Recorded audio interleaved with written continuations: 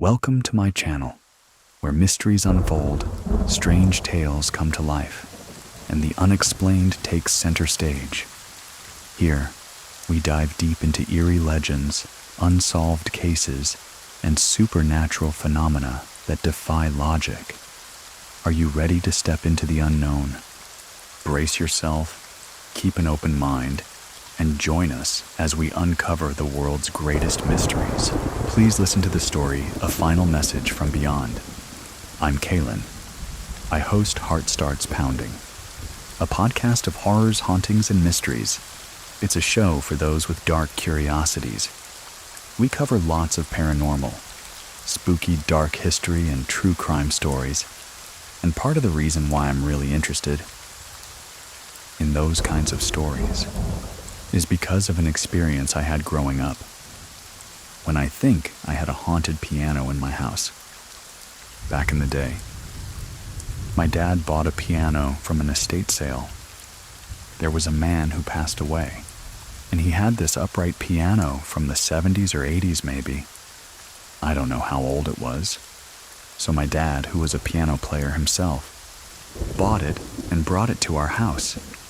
We're like, oh my God, yay. I was probably like 5 years old at the time.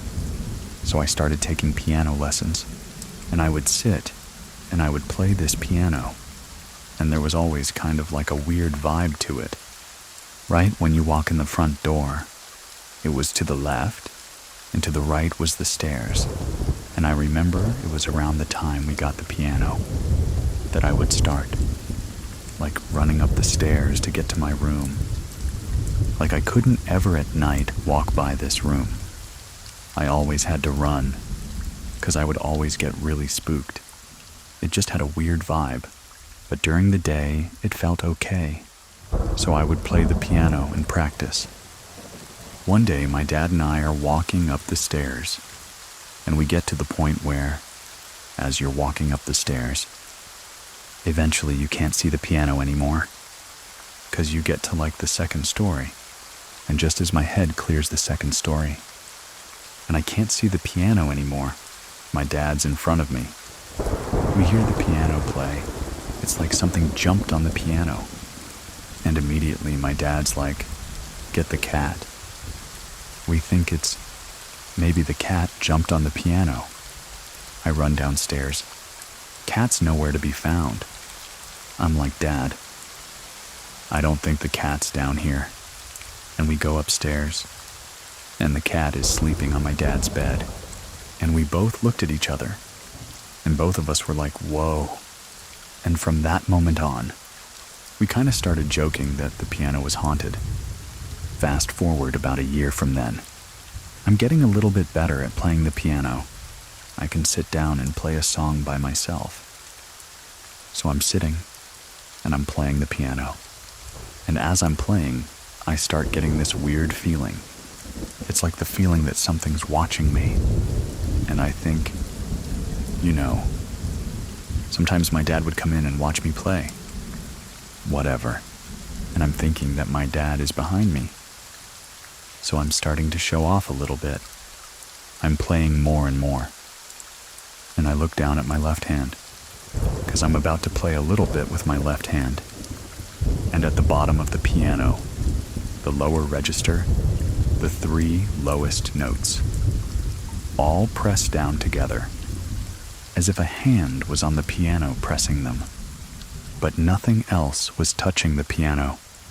Just the 3 lowest notes all pressed down together.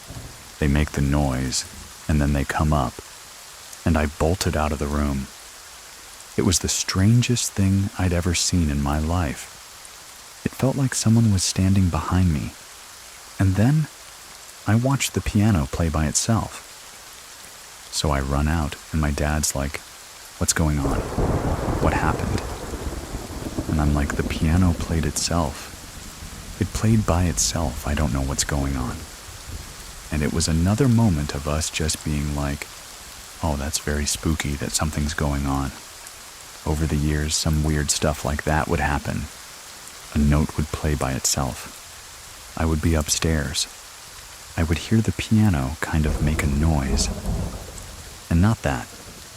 It was like a funny joke that the piano was haunted. But we knew when it played by itself. We were all like, that's the haunted piano.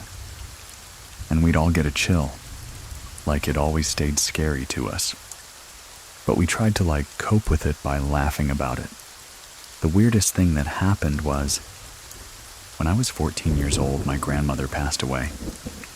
She was really old. It was very expected. And it was June when she died. So it was summertime. School had just ended. It was maybe the day after she died that I was home, playing the piano. And I was thinking to myself and playing the piano. And next to us, we had this box of sheet music. And we always cycle through the sheet music every year. So Christmas music comes out during Christmas. But on off season, it's at the bottom of the box. It's so far away from me to be able to pick up, which is important to the story. But I'm playing the piano, and all of a sudden behind me as I'm playing, and I'm thinking about my grandma, and I'm really sad. I start hearing something kind of whooshing through the air behind me, as if a piece of paper is kind of gently falling behind me, and then I hear paper kind of grazed the wood floor behind me. And I turn around and there's a piece of sheet music that looks like it's been ripped out of a book. And that is a huge faux pas in my house. You do not rip sheet music out of a book. You open the book and you fold it. Or you find something to hold the pages open. But every book has to remain intact. So I turn around and I'm none of us ripped a piece of sheet music out of a book. And it was just one page by itself. And I pick it up, and it's Away in a Manger, the Christmas song. And I just get this really weird feeling why is one piece of sheet music, which is way packed away at this point of the year, ripped out of a book it just did not feel like us. But I end it something came over me that was you need to play this song right now. This sheet music just came out of nowhere. So I put it on the piano and I start playing it, and I hear my dad running through the house, barreling towards the room I'm in. And he has tears in his eyes and he's like, "Why are you playing Away in a Manger?" And I was like, it's gonna sound crazy, but this piece of sheet music just appeared from nowhere, and I just felt like I had to play it. And he was like, "Growing up, that was your grandmother's favorite Christmas song." And both of us just started crying. It was we didn't even have to say it.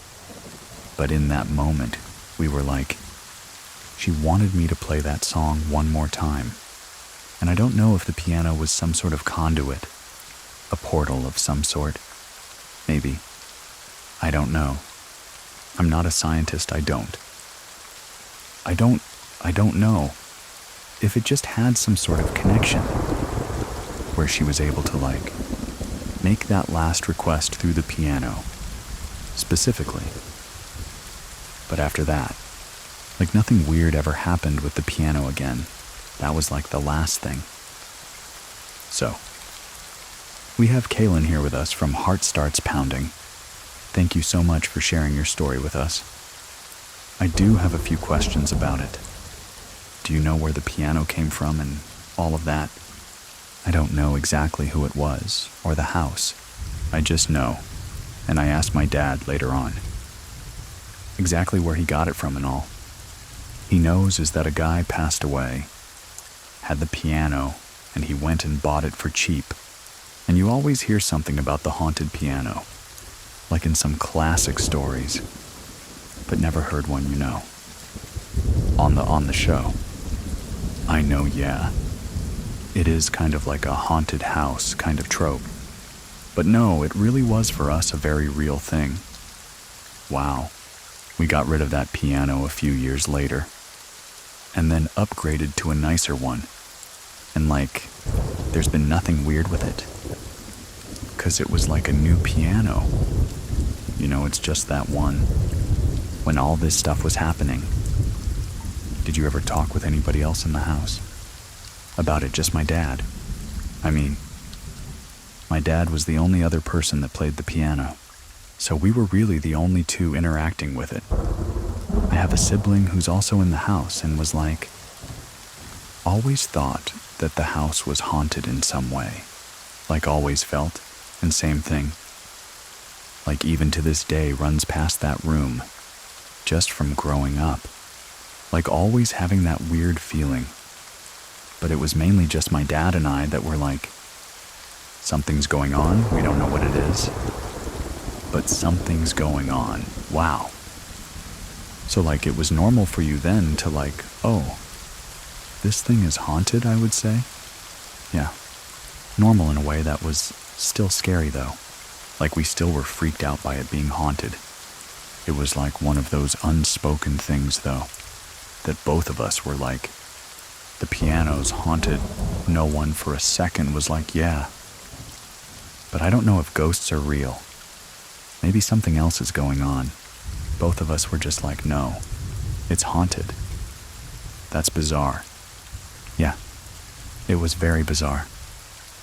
Oh man, very bizarre. Thank you, Kailyn. And everyone make sure to check out. Heart starts pounding. Did you buy secondhand items? And have you suspected any of them to be haunted?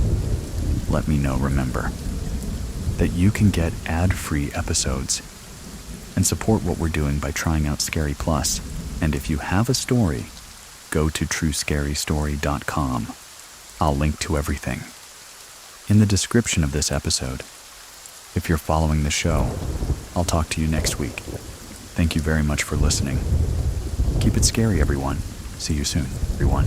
See you soon. My name is Edwin. And here is Jim Harold's True Scary Story. Hi, I'm Jim Harold. I do a podcast called Jim Harold's Campfire, and real people come on and tell their stories. Every week we do about 90 minutes of real stories from real people, and occasionally we will put these together for a book. And just recently I came out with True Ghost Stories, Jim Harold's Campfire 6, and this is what I think is one of the most frightening stories in the book. And this one's about a curse. This was John from Idaho, and I'm going to share the story in his voice. John's story. John says, I kept this story to myself for many years, primarily, for fear of ridicule. I probably wouldn't believe it had I not been there. My father ran a painting business in the late 70s and early 80s, employing several people. One of the men wasn't working out. My dad decided that he needed to let him go. I don't remember why I was home that particular day, but I witnessed the entire incident. I was only about 10 years old. This man came to our house on the day in question, as all the men did every morning, before going out to perform their assignments. My dad pulled the worker aside and said, I'm going to have to let you go. This just isn't working out. And the fellow, Molly, became very upset, and he said, You can't fire me, my dad replied. Why couldn't I do that?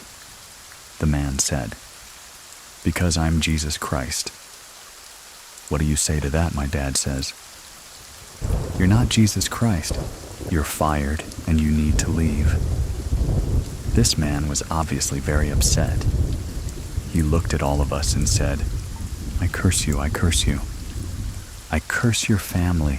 I place this curse on you. And you will have bad luck from this point on. Now you always hear about curses, but you rarely see the real thing. We didn't think too much of it because this guy seemed, well, somewhat unhinged. Now, this may or may not be the event that led to everything. That followed still. It framed that way in my mind, because it was directly after the curse. That life began to go very poorly for our family. I hate to call it bad luck, but within a year, my mother became ill with cancer and passed away.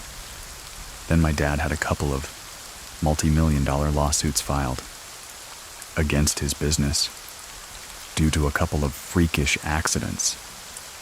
He lost his business, got ill, and died within a couple of years. With the context of all this going on, some extraordinary things begin to happen. Around the house, started to stray out of the area of terrible luck into my mind, the paranormal. I recall minor incidents. I was walking through the house and heard a knocking on an inside wall. Not an outside wall, but an inside wall when I was home by myself. It was a very loud, clear knocking. That sort of thing continued for some time, and we could never figure out why. And I'd be up a lot in the middle of the night, and I remember looking out our front yard and seeing someone standing underneath our willow tree at 2 or 3 in the morning. That was after my mom passed, and my initial thought was that my eyes were playing tricks on me, and I was only seeing a shadow. But it was one strange shadow. On more than one occasion, I saw it detach itself from the tree and move away. Life was tough within a few short years. My mother died then, my grandmother, my only surviving grandparent, died, and my father passed as well. The intensity continued to ratchet up until this one night. It was 1980, and I was asleep in bed when I had a dream, which was absolutely horrible. In it, I began to see this green fog come up the stairway, and then, out of the mist, I saw my mother and grandmother emerging. But they weren't ordinary people. They were crawling along the ceiling.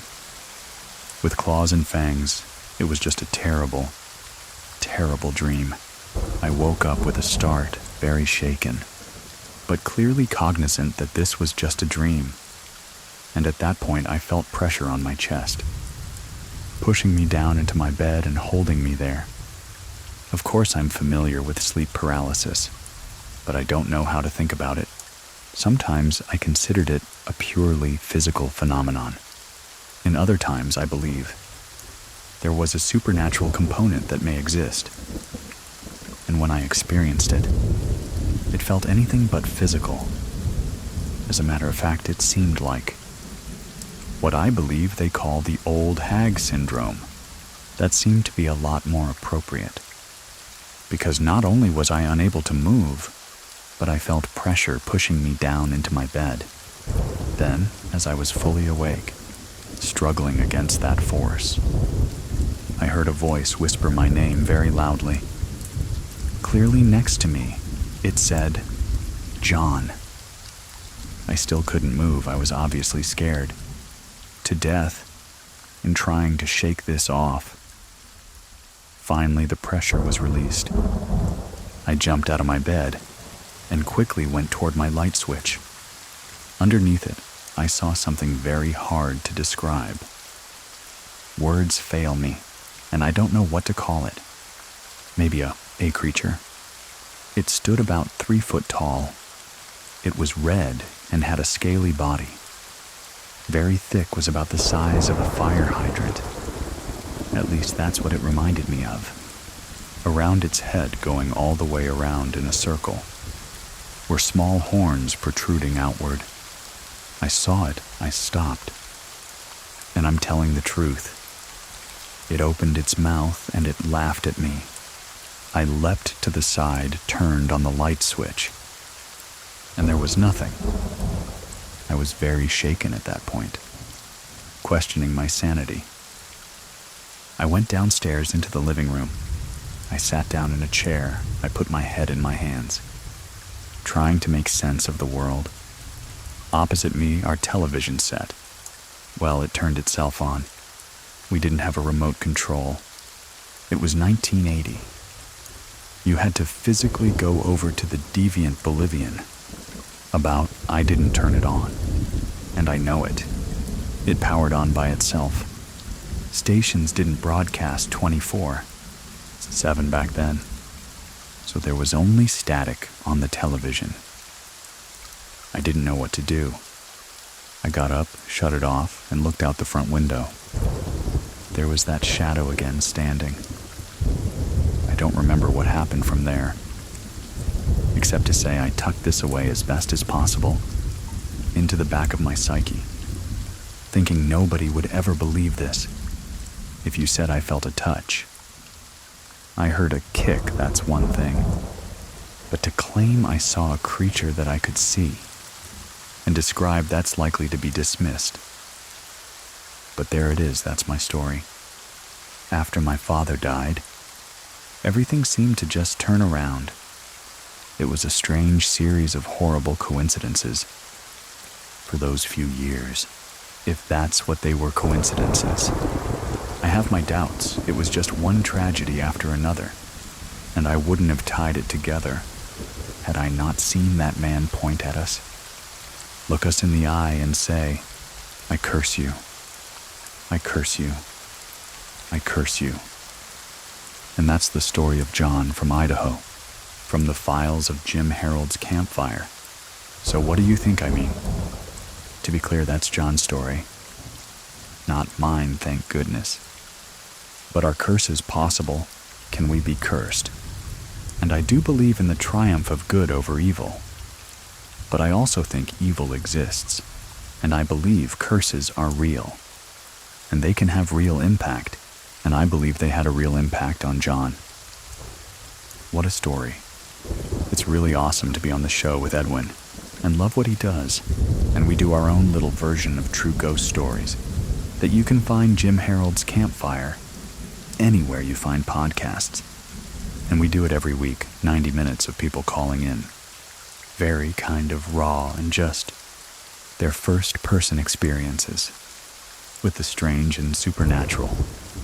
And also, I have a series of books, True Ghost Stories, Volumes 1 through 6, Jim Harold's Campfire. You can find those mainly on Amazon's, the best place to find them. Don't have to read them in any certain order. Every book has 65 to 70 spooky ghost stories in it. And not just ghost stories. We have some cryptid stories and so forth, but we've been doing those for a year. So we hope that you get to check it out, and you add Jim Harold to Campfire in your rotation, along with the great podcast you're listening to now, True Scary Story.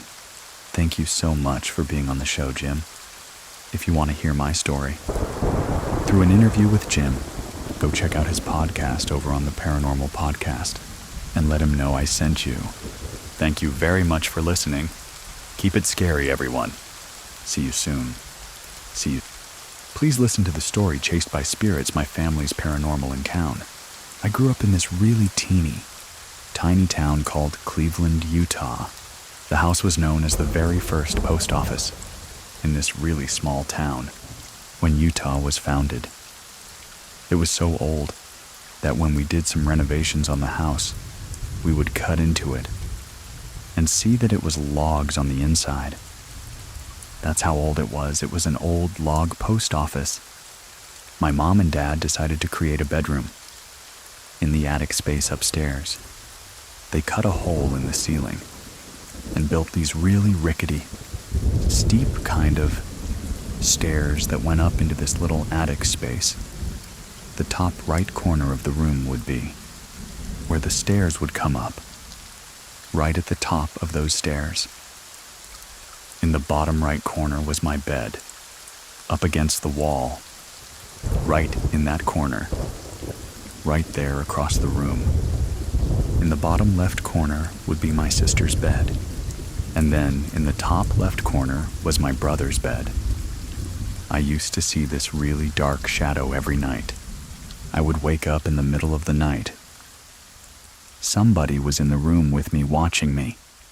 I would open my eyes, and there would be this dark shadow standing over by my brother's bed. Staring down at him, it was the shape of a man, but it was just a really dark shadow. That would stand there. It would move from my brother's bed, and it would just float across the room. standing over the top of my sister's bed watching her.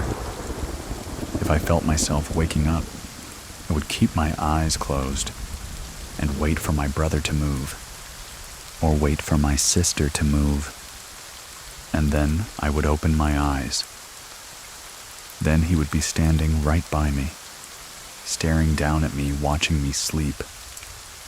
I was so scared I would take all of my stuffed animals, put them all the way around me, and then I'd take the biggest stuffed animal that I had, and I'd put it right over the top of me and tuck it in to make it look like. The stuffed animal is the one sleeping in the bed. I think around in my teenage years, we moved out of that house, and I didn't have any other experiences growing up until later in life when I met my husband. We had all of our kids at that time, and he was stationed in the Air Force, and he got deployed to Iraq, Afghanistan. He got deployed to Korea for a year. One of the funny things about me and my husband, we were really into the TV show Ghost Hunters. There was this one episode where they went to the Stanley Hotel. It's the actual hotel that Stephen King himself was staying in when he had those experiences. That scared him so much that he wrote the book, The Shining. This hotel is over 100 years old in Estes Park, Colorado. It's gorgeous. On this episode, they decide that they're going to split up into these separate rooms in the hotel that are known for the most paranormal activity. In the hotel, one of them is on the 4th floor, room 412. Back to me and my husband. My husband is deployed to Iraq. I want to surprise him with something. Just pretty cool for him coming home. He's been gone for 6 months. I decided I was going to book us a stay at the Stanley Hotel so that we can go investigate ghosts. I decided to book that exact room 412. We drive to the Stanley, and you walk into this hotel, and there's this big staircase. It goes up the center, and then it splits off to the right and the left, on both sides, and you can go up to the other rooms. Next to the staircase, it has this really awesome, super old elevator, that is, one of those metal elevators that you have to close the gate on. Old, rickety, and really loud. We get our key for the room, so we get in the elevator and we go upstairs. Step off the elevator, and the room that is haunted is right next to that elevator. We get in the room and go check out the closet.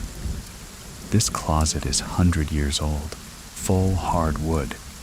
It's got one of those really old doorknobs on it that are really hard to turn. It's super heavy. On the backside of the closet is that elevator. We check that out. We check the room out. It was really pretty. It had a really old bathroom in it, the really super old Victorian sink with on the inside. We decided to go get some dinner and walk around the hotel for the rest of the evening until bedtime. So nothing happened to us that night when we were walking around checking out the hotel. And we took the tour. The tour guide was this really cool old guy that had actually done the tour for Ghost Hunters. When they came, he was their tour guide. We noticed that on our tour. The guy goes right up to the room we're staying in, stood outside of the door, and sit there and tell the stories about what happens in there, how people have lost things. Me and my husband are just sitting there thinking, yeah, we're staying in this room tonight. We even told the people that were on the tour with us. We're like, yeah, this is our room. We're going to stay in there. You guys want to look in there? And they were all pretty excited to go in and check out the room. And we ended the tour and went to eat dinner. And then we went back up to the room. And it was time for bed. We decided that we were going to go and take a shower. Together, we're in the bathroom, talking about how nothing's happened to us. It doesn't seem very creepy. There was 3 bulbs in this one light fixture above the bathroom sink. As soon as we were talking about this happening, the light bulbs all shattered. We got out of the shower and called downstairs. I told the lady at the desk what had happened. She said that they were going to send somebody up to come and take care of it. Things like that happen all the time in that room. I just don't know what could have caused that. They came up, they cleaned it up, they left the room, and me and my husband get into bed. And we're laying there, and I'm trying to go to sleep. This bed is facing the closet. So if you're sitting up in bed, you're looking right at the closet. I get this really dark, heavy feeling. There is something in this room. I open my eyes. I look up. Right above the bed is a fan. A ceiling fan, and right next to the ceiling fan, there is this woman floating there. She had a really long, dark hair. I'm looking at her. I start grabbing my husband's arm, shaking him, and I'm like, "Honey, do you see her? She's right there." And I'm hyperventilating. He wakes up, sits right up, and he's like, "Where? Where?" And I'm like, "She's right there in front of us." At that point, she starts moving towards me. And I take a breath and I'm like, "Hi."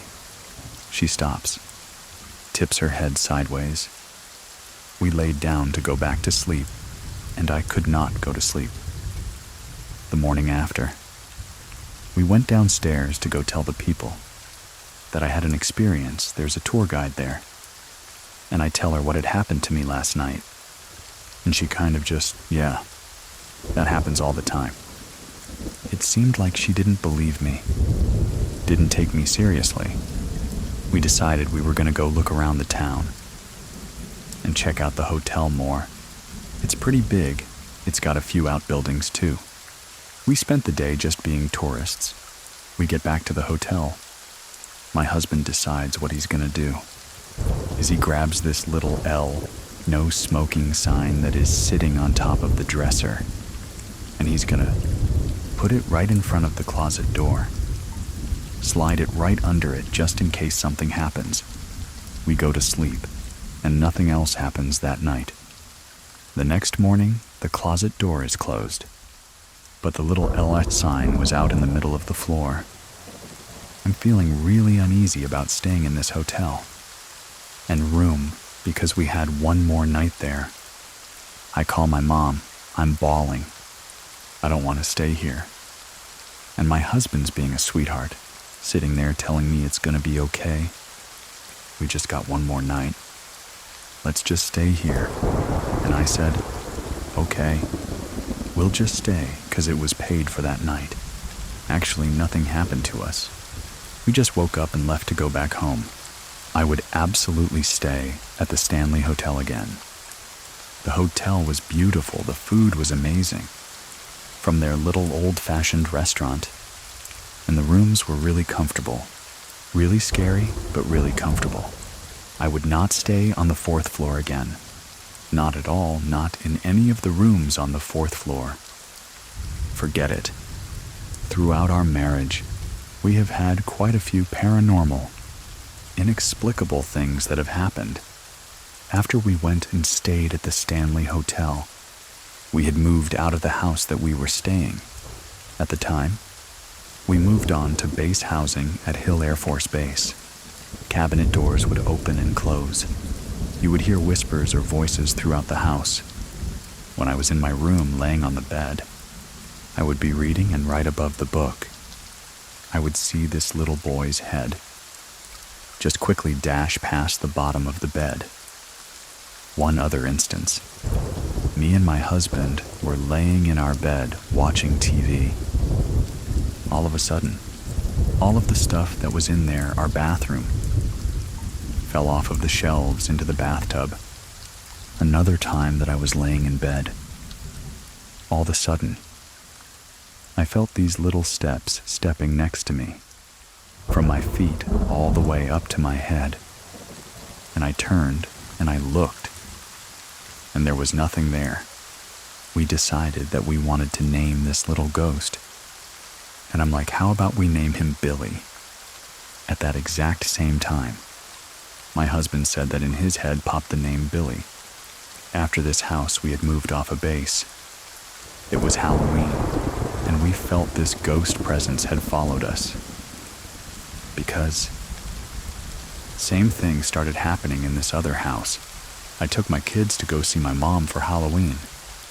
While we were there, I was on the phone talking to my husband, and all of a sudden he says, there was a little boy that just ran across the floor, down the bed, out of the corner of my eye.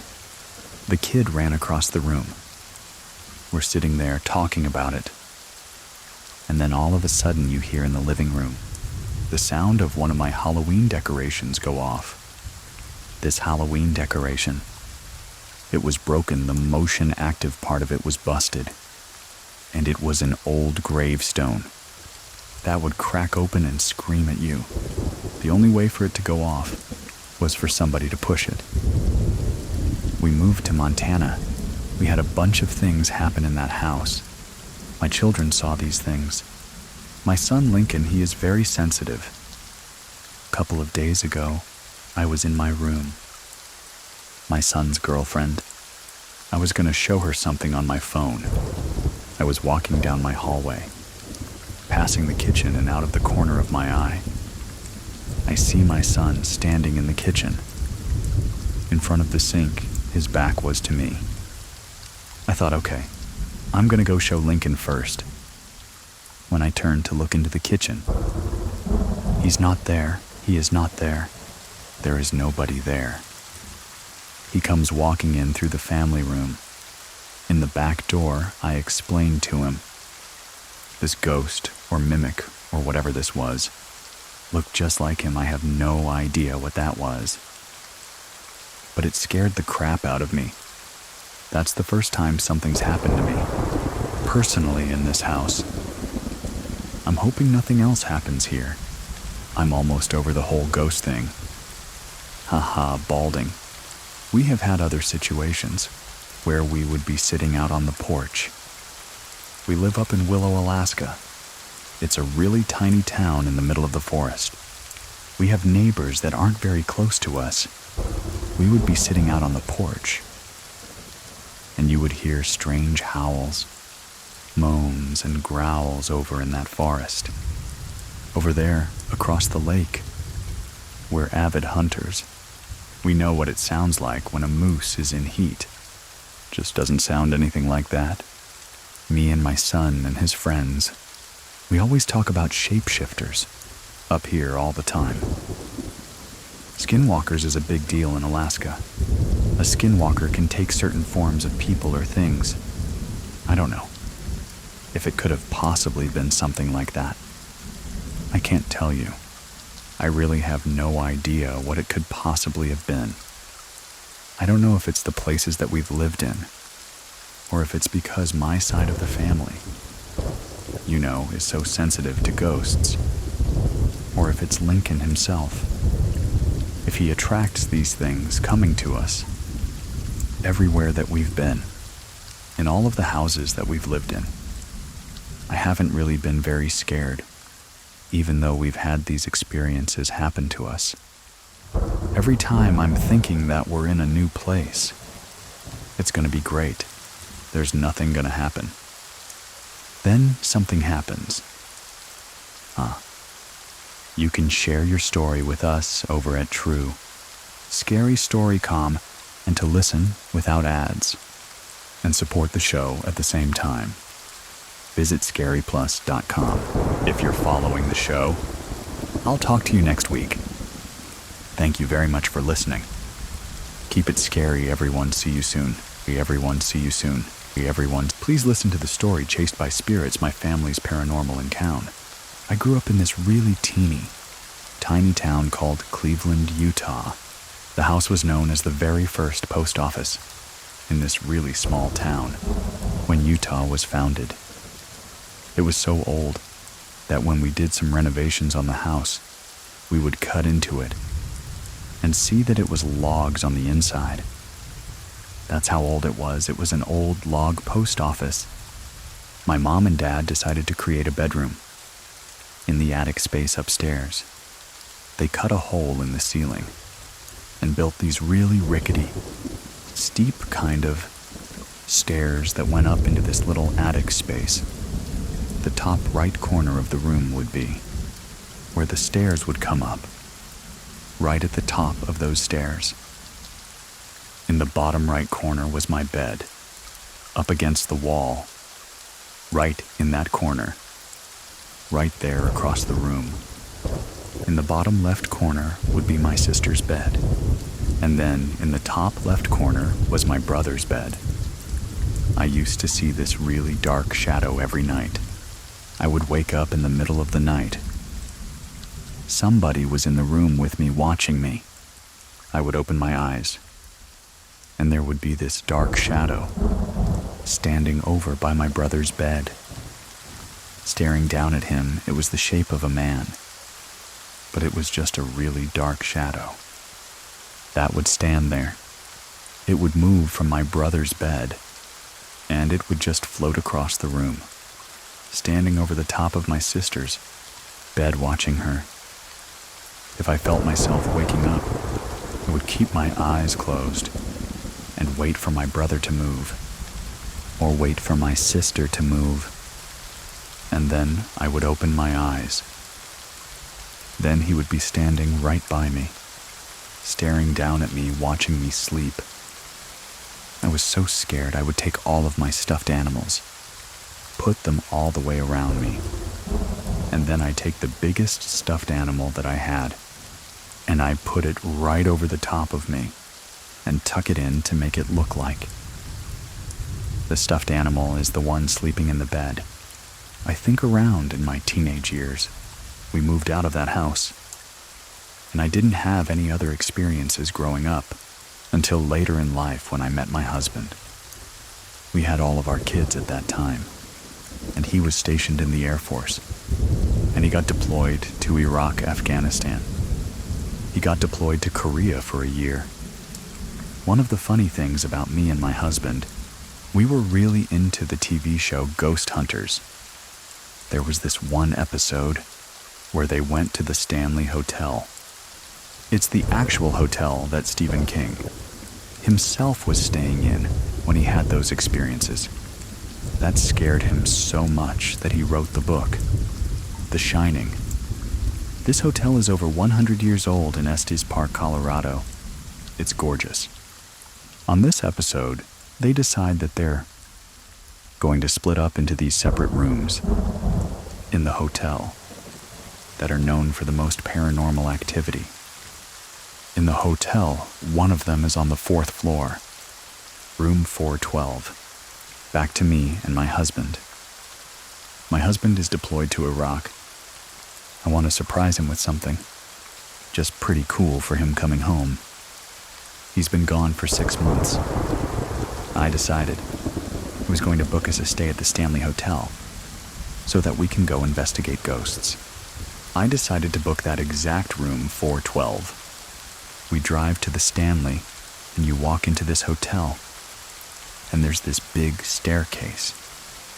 It goes up the center, and then it splits off to the right and the left, on both sides, and you can go up to the other rooms. Next to the staircase, it has this really awesome, super old elevator that is, one of those metal elevators that you have to close the gate on, old, rickety, and really loud. We get our key for the room, so we get in the elevator and we go upstairs. Step off the elevator, and the room that is haunted is right next to that elevator. We get in the room and go check out the closet. This closet is 100 years old, full hard wood. It's got one of those really old doorknobs on it that are really hard to turn. It's super heavy. On the backside of the closet is that elevator. We check that out. We check the room out. It was really pretty. It had a really old bathroom in it, the really super old Victorian sink with on the inside. We decided to go get some dinner. and walk around the hotel for the rest of the evening, until bedtime. So nothing happened to us that night. When we were walking around checking out the hotel, and we took the tour, the tour guide was this really cool, old guy that had actually done the tour for ghost hunters. When they came, he was their tour guide. We noticed that on our tour. The guy goes right up to the room we're staying in, stood outside of the door, and sit there and tell the stories about what happens in there. How people have lost things. Me and my husband are just sitting there thinking, yeah, we're staying in this room tonight. We even told the people that were on the tour with us. We're like, yeah, this is our room, we're gonna stay in there. You guys wanna look in there? And they were all pretty excited to go in and check out the room. And we ended the tour and went to eat dinner. And then we went back up to the room. And it was time for bed. We decided that we were gonna go and take a shower. Together, we're in the bathroom, talking about how nothing's happened to us. It doesn't seem very creepy. There was 3 bulbs in this one light fixture above the bathroom sink. As soon as we were talking about this happening, the light bulbs all shattered. We got out of the shower and called downstairs. I told the lady at the desk what had happened. She said that they were going to send somebody up to come and take care of it. Things like that happen all the time in that room. I just don't know what could have caused that. They came up, they cleaned it up, they left the room, and me and my husband get into bed. And we're laying there, and I'm trying to go to sleep. This bed is facing the closet. So if you're sitting up in bed, you're looking right at the closet. I get this really dark, heavy feeling. There is something in this room. I open my eyes. I look up. Right above the bed is a fan. A ceiling fan? And right next to the ceiling fan, there is this woman floating there. She had a really long, dark hair. I'm looking at her. I start grabbing my husband's arm, shaking him, and I'm like, honey, do you see her? She's right there. And I'm hyperventilating. He wakes up, sits right up, and he's like, where? Where? And I'm like, she's right there in front of us. At that point, she starts moving towards me. And I take a breath and I'm like, hi. She stops, tips her head sideways. We laid down to go back to sleep, and I could not go to sleep. The morning after, we went downstairs to go tell the people that I had an experience. There's a tour guide there. And I tell her what had happened to me last night. And she kind of just, yeah, that happens all the time. It seemed like she didn't believe me, didn't take me seriously. We decided we were going to go look around the town and check out the hotel more. It's pretty big. It's got a few outbuildings too. We spent the day just being tourists. We get back to the hotel. My husband decides what he's going to do. He grabs this little L, no smoking sign that is sitting on top of the dresser, and he's going to put it right in front of the closet door. Slide it right under it just in case something happens. We go to sleep, and nothing else happens that night. The next morning, the closet door is closed, but the little LS sign was out in the middle of the floor. I'm feeling really uneasy about staying in this hotel and room because we had one more night there. I call my mom. I'm bawling. I don't want to stay here. And my husband's being a sweetheart, sitting there telling me it's going to be okay. We just got one more night. Let's just stay here. And I said, okay, we'll just stay because it was paid for that night. Actually, nothing happened to us. We just woke up and left to go back home. I would absolutely stay at the Stanley Hotel again. The hotel was beautiful. The food was amazing. From their little old-fashioned restaurant. And the rooms were really comfortable. Really scary, but really comfortable. I would not stay on the 4th floor again. Not at all, not in any of the rooms on the 4th floor. Forget it. Throughout our marriage, we have had quite a few paranormal, inexplicable things that have happened. After we went and stayed at the Stanley Hotel, we had moved out of the house that we were staying. At the time, we moved on to base housing at Hill Air Force Base. Cabinet doors would open and close. You would hear whispers or voices throughout the house. When I was in my room laying on the bed, I would be reading, and right above the book, I would see this little boy's head just quickly dash past the bottom of the bed. One other instance.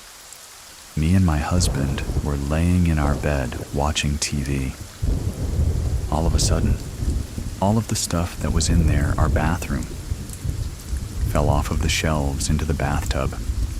Another time that I was laying in bed, all of a sudden, I felt these little steps stepping next to me, from my feet all the way up to my head. And I turned and I looked, and there was nothing there. We decided that we wanted to name this little ghost. And I'm like, how about we name him Billy? At that exact same time, my husband said that in his head popped the name Billy. After this house, we had moved off a base. It was Halloween, and we felt this ghost presence had followed us. Because same thing started happening in this other house. I took my kids to go see my mom for Halloween. While we were there, I was on the phone talking to my husband, and all of a sudden he says, there was a little boy that just ran across the floor, down the bed, out of the corner of my eye. The kid ran across the room. We're sitting there talking about it, and then all of a sudden you hear in the living room the sound of one of my Halloween decorations go off. This Halloween decoration, it was broken. The motion active part of it was busted, and it was an old gravestone that would crack open and scream at you. The only way for it to go off was for somebody to push it. We moved to Montana. We had a bunch of things happen in that house. My children saw these things. My son Lincoln, he is very sensitive. A couple of days ago, I was in my room. My son's girlfriend. I was going to show her something on my phone. I was walking down my hallway, passing the kitchen, and out of the corner of my eye, I see my son standing in the kitchen. In front of the sink, his back was to me. I thought, okay, I'm going to go show Lincoln first. When I turned to look into the kitchen, he's not there. He is not there. There is nobody there. He comes walking in through the family room. In the back door, I explained to him. This ghost, or mimic, or whatever this was, looked just like him. I have no idea what that was. But it scared the crap out of me. That's the first time something's happened to me, personally, in this house. I'm hoping nothing else happens here. I'm almost over the whole ghost thing. Haha, balding. We have had other situations where we would be sitting out on the porch.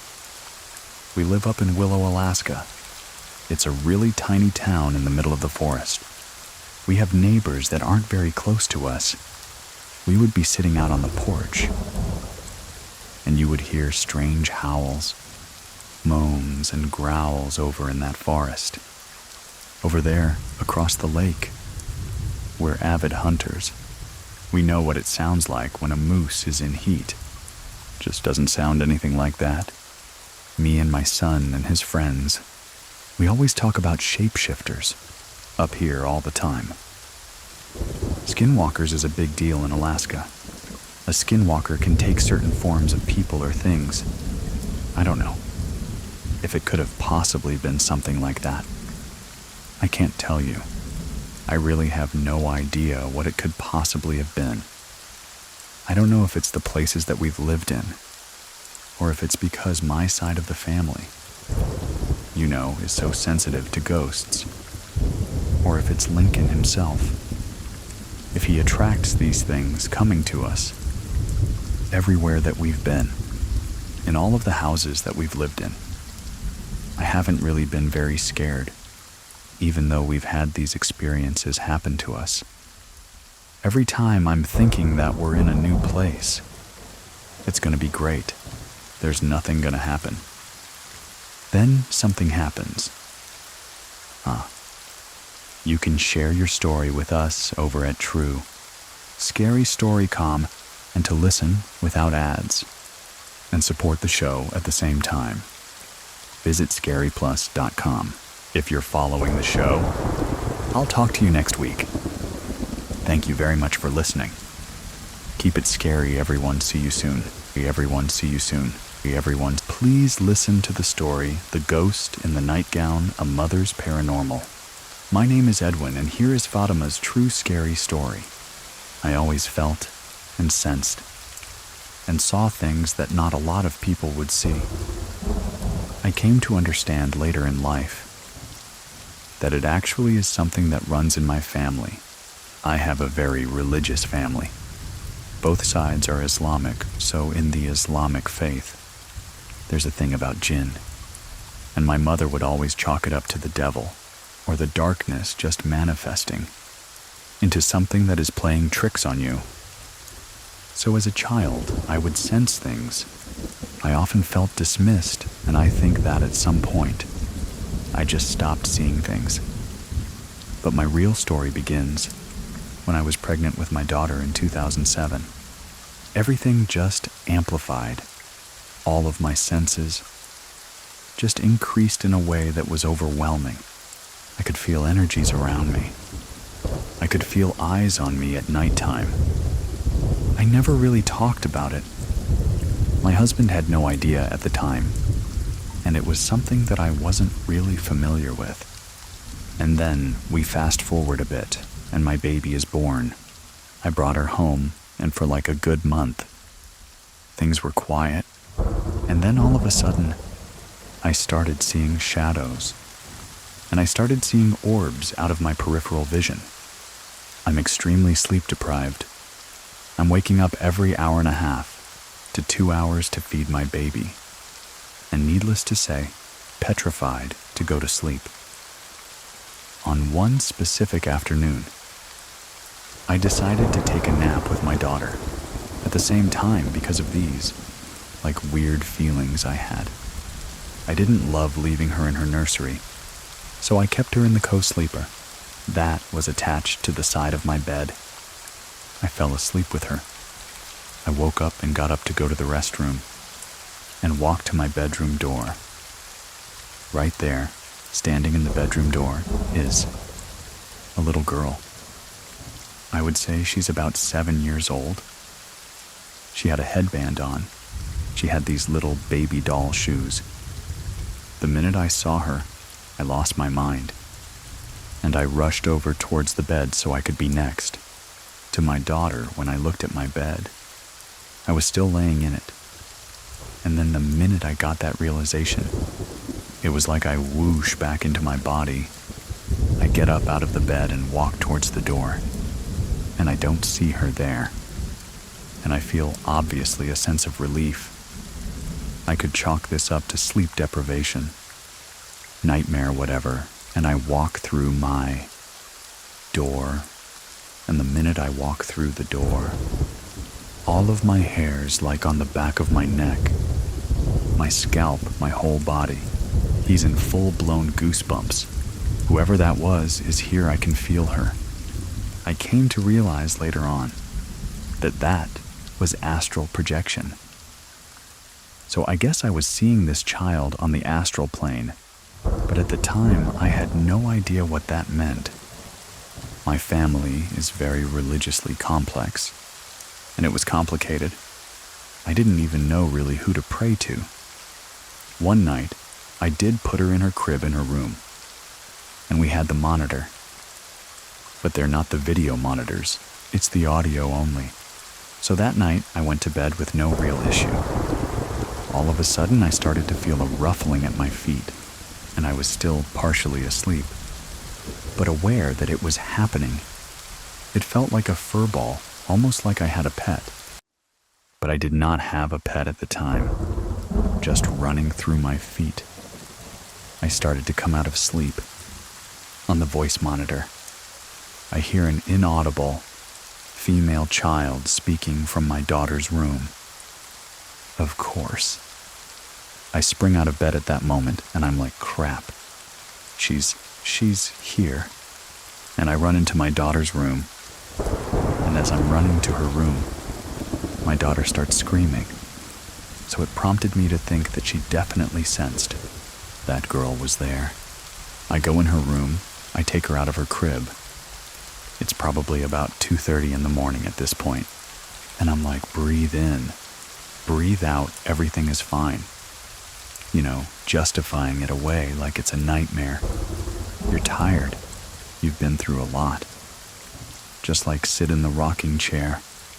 And I'm rocking her, and I'm feeding her. And I'm just like starting to calm myself down a little bit. And then I see it's like a dirty, blue-colored, circular orb at the other side of the room.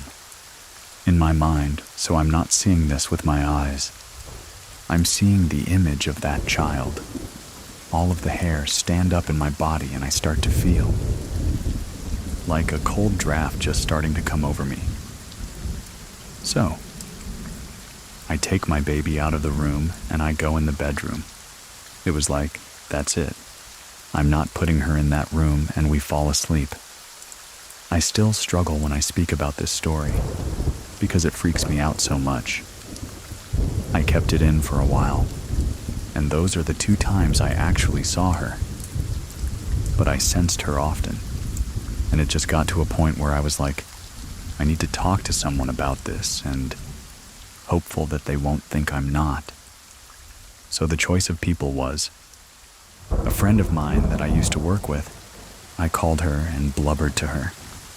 Just all of my experiences, and dusting it with like, I know you think I'm crazy, but this is what's happening.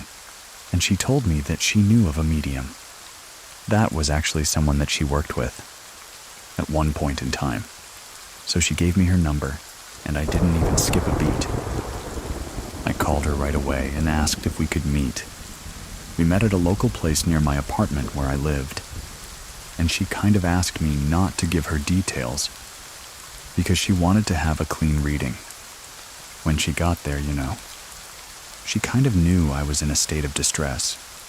She finally came to the apartment with me shortly after, and she entered through everywhere.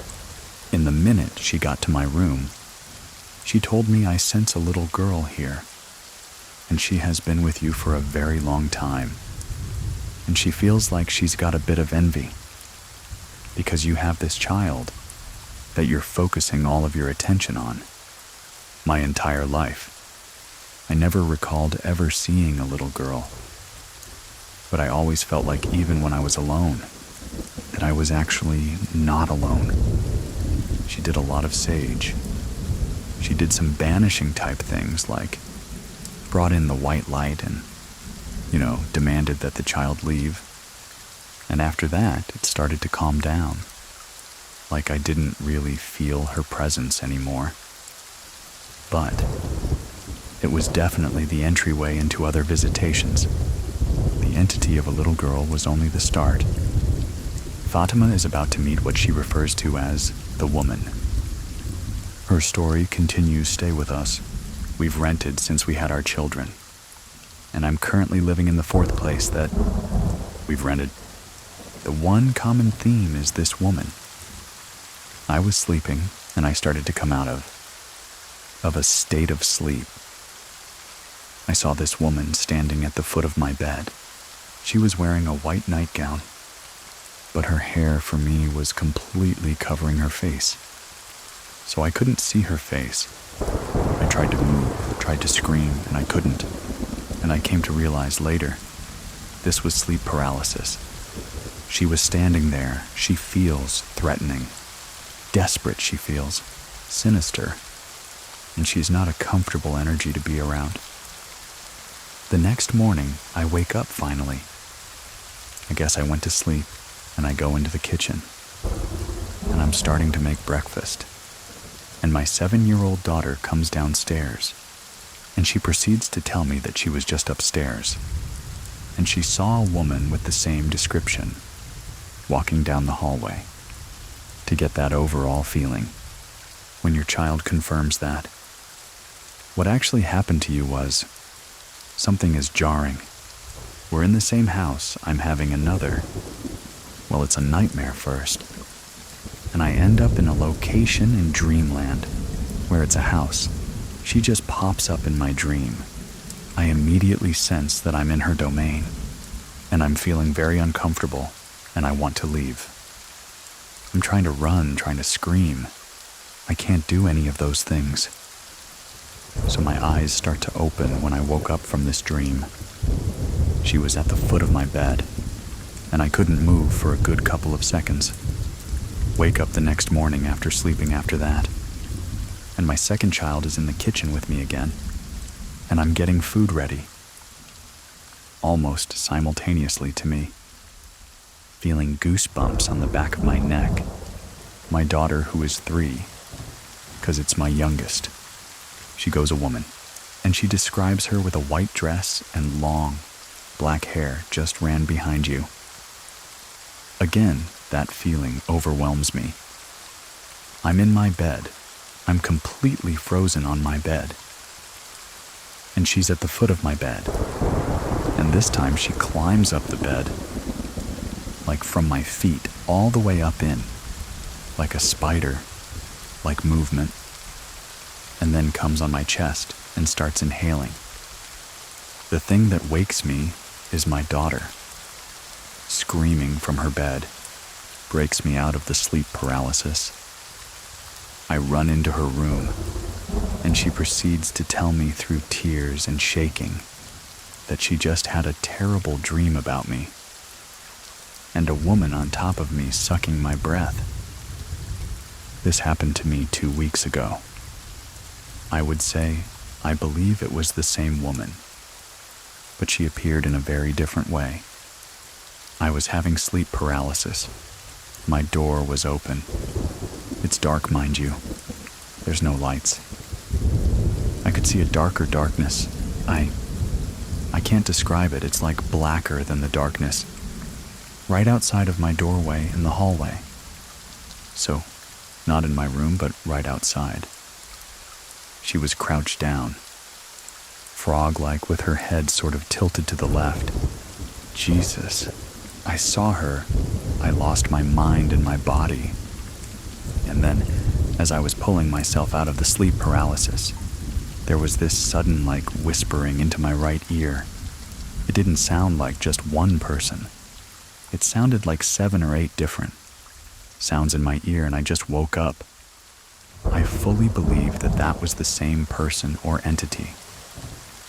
But she just didn't appear to me in the way she normally does.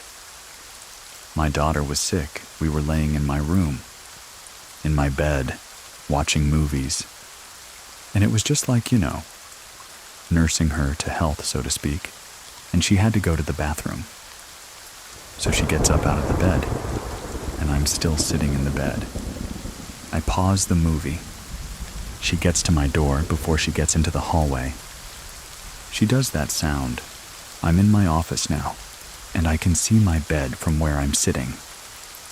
So she was looking in my office, where I'm currently sitting, and said that she saw a woman with a white nightgown and black hair, except the difference is, this woman's eyes were glowing yellow. Inside, I'm freaking out. Outside, I'm like, everything's fine, you just go in the bathroom. And I muster up the strength and come into my office. And it is very cold in my office. And so I just come in here, and I don't know where I had this strength, but I just firmly asked it to leave. And not scare my child, get out of my house. You are not welcome here. And you do not approach my child. And it was like, immediately felt this sense of lightness in the room. It just kind of dissipated. But what I want to mention is, my dog was upstairs when this happened, and my dog was growling right before I said that. And now my dog will not come upstairs on her own. And this was months ago if she comes upstairs. I have to carry her up here. She won't come upstairs on her own since that day. Fast forward, I'm with my brother, taking him to a Halloween scary thing. And in the spirit of Halloween, we're talking about the paranormal. My brother is very analytical type of mind. This is not a conversation that we have frequently. I proceed to tell him the stories about this woman, and he cuts me off and says, "I've seen her." And I said, "What the hell are you talking about?" And he says that my mom was away visiting in Egypt. He was living with her at the time, and he says in his peripheral vision, he sees what look like long, dark hair and a white, like nightgown charge towards him. In his peripheral vision, he looks to his left, he sees nobody there. He continues back to do what he was doing. He sees it again, the woman charging to his left. I've come to realize that he's actually had a lot of experiences also. But this was the first time that I ever knew that he had experiences like this. So now I was talking to my aunt, and she was mentioning some of her experiences in life. She started speaking about the same woman, but her theory is that it's her sister, who is my aunt who passed away from cancer in 1999. It's her spirit, but that she's not rested. She's angry, and the reason she feels that way is because her child had nightmares of my aunt, looking unlike herself and towards the end of her life. She did not have any hair, but she did not have black hair in her life. It was like dark brown, but she always wore a really long white nightgown because it was comfortable for her in her end days. But my cousin had a nightmare about her. She grabbed his arm, and when he woke up, there was like bruising on his arm from her. My aunt was a very strong, beautiful, successful woman, and she did a lot in her life. She did a lot of good in her life. But I think that she had such a zest for life that I think she was angry that her life was essentially being taken from her, from cancer. She has a house in Virginia. It's still there, my family members that do go. They do hear screaming in the night.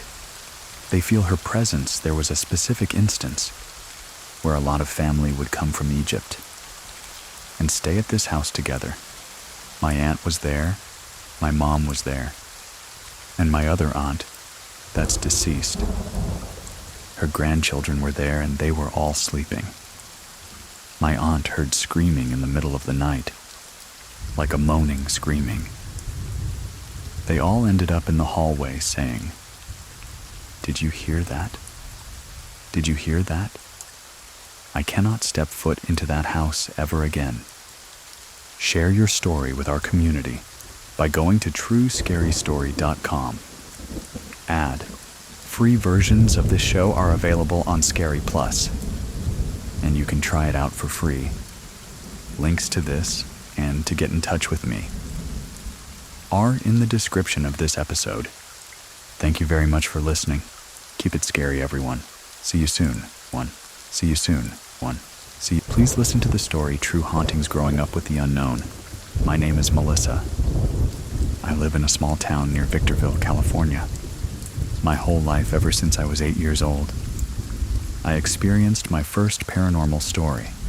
As a vine older, I still had a lot of things happen to me. Seen things, heard things, felt different things. Everybody in my family says I have that sixth sense, that I just attract spirits. My grandma's house is in Juarez, Mexico. My dad grew up in that house. It's still in the family to this day. I was 8 years old. We were staying in the guest room. My mom, my dad, my siblings, my aunt and uncle. We were all staying in that spare room. That night, I could not go to sleep. I felt really anxious and scared. I didn't know why, and I remember putting a blanket over my head. But it was really hot. I felt like I had to do that. That's the first time I've ever felt that sensation, or felt that way.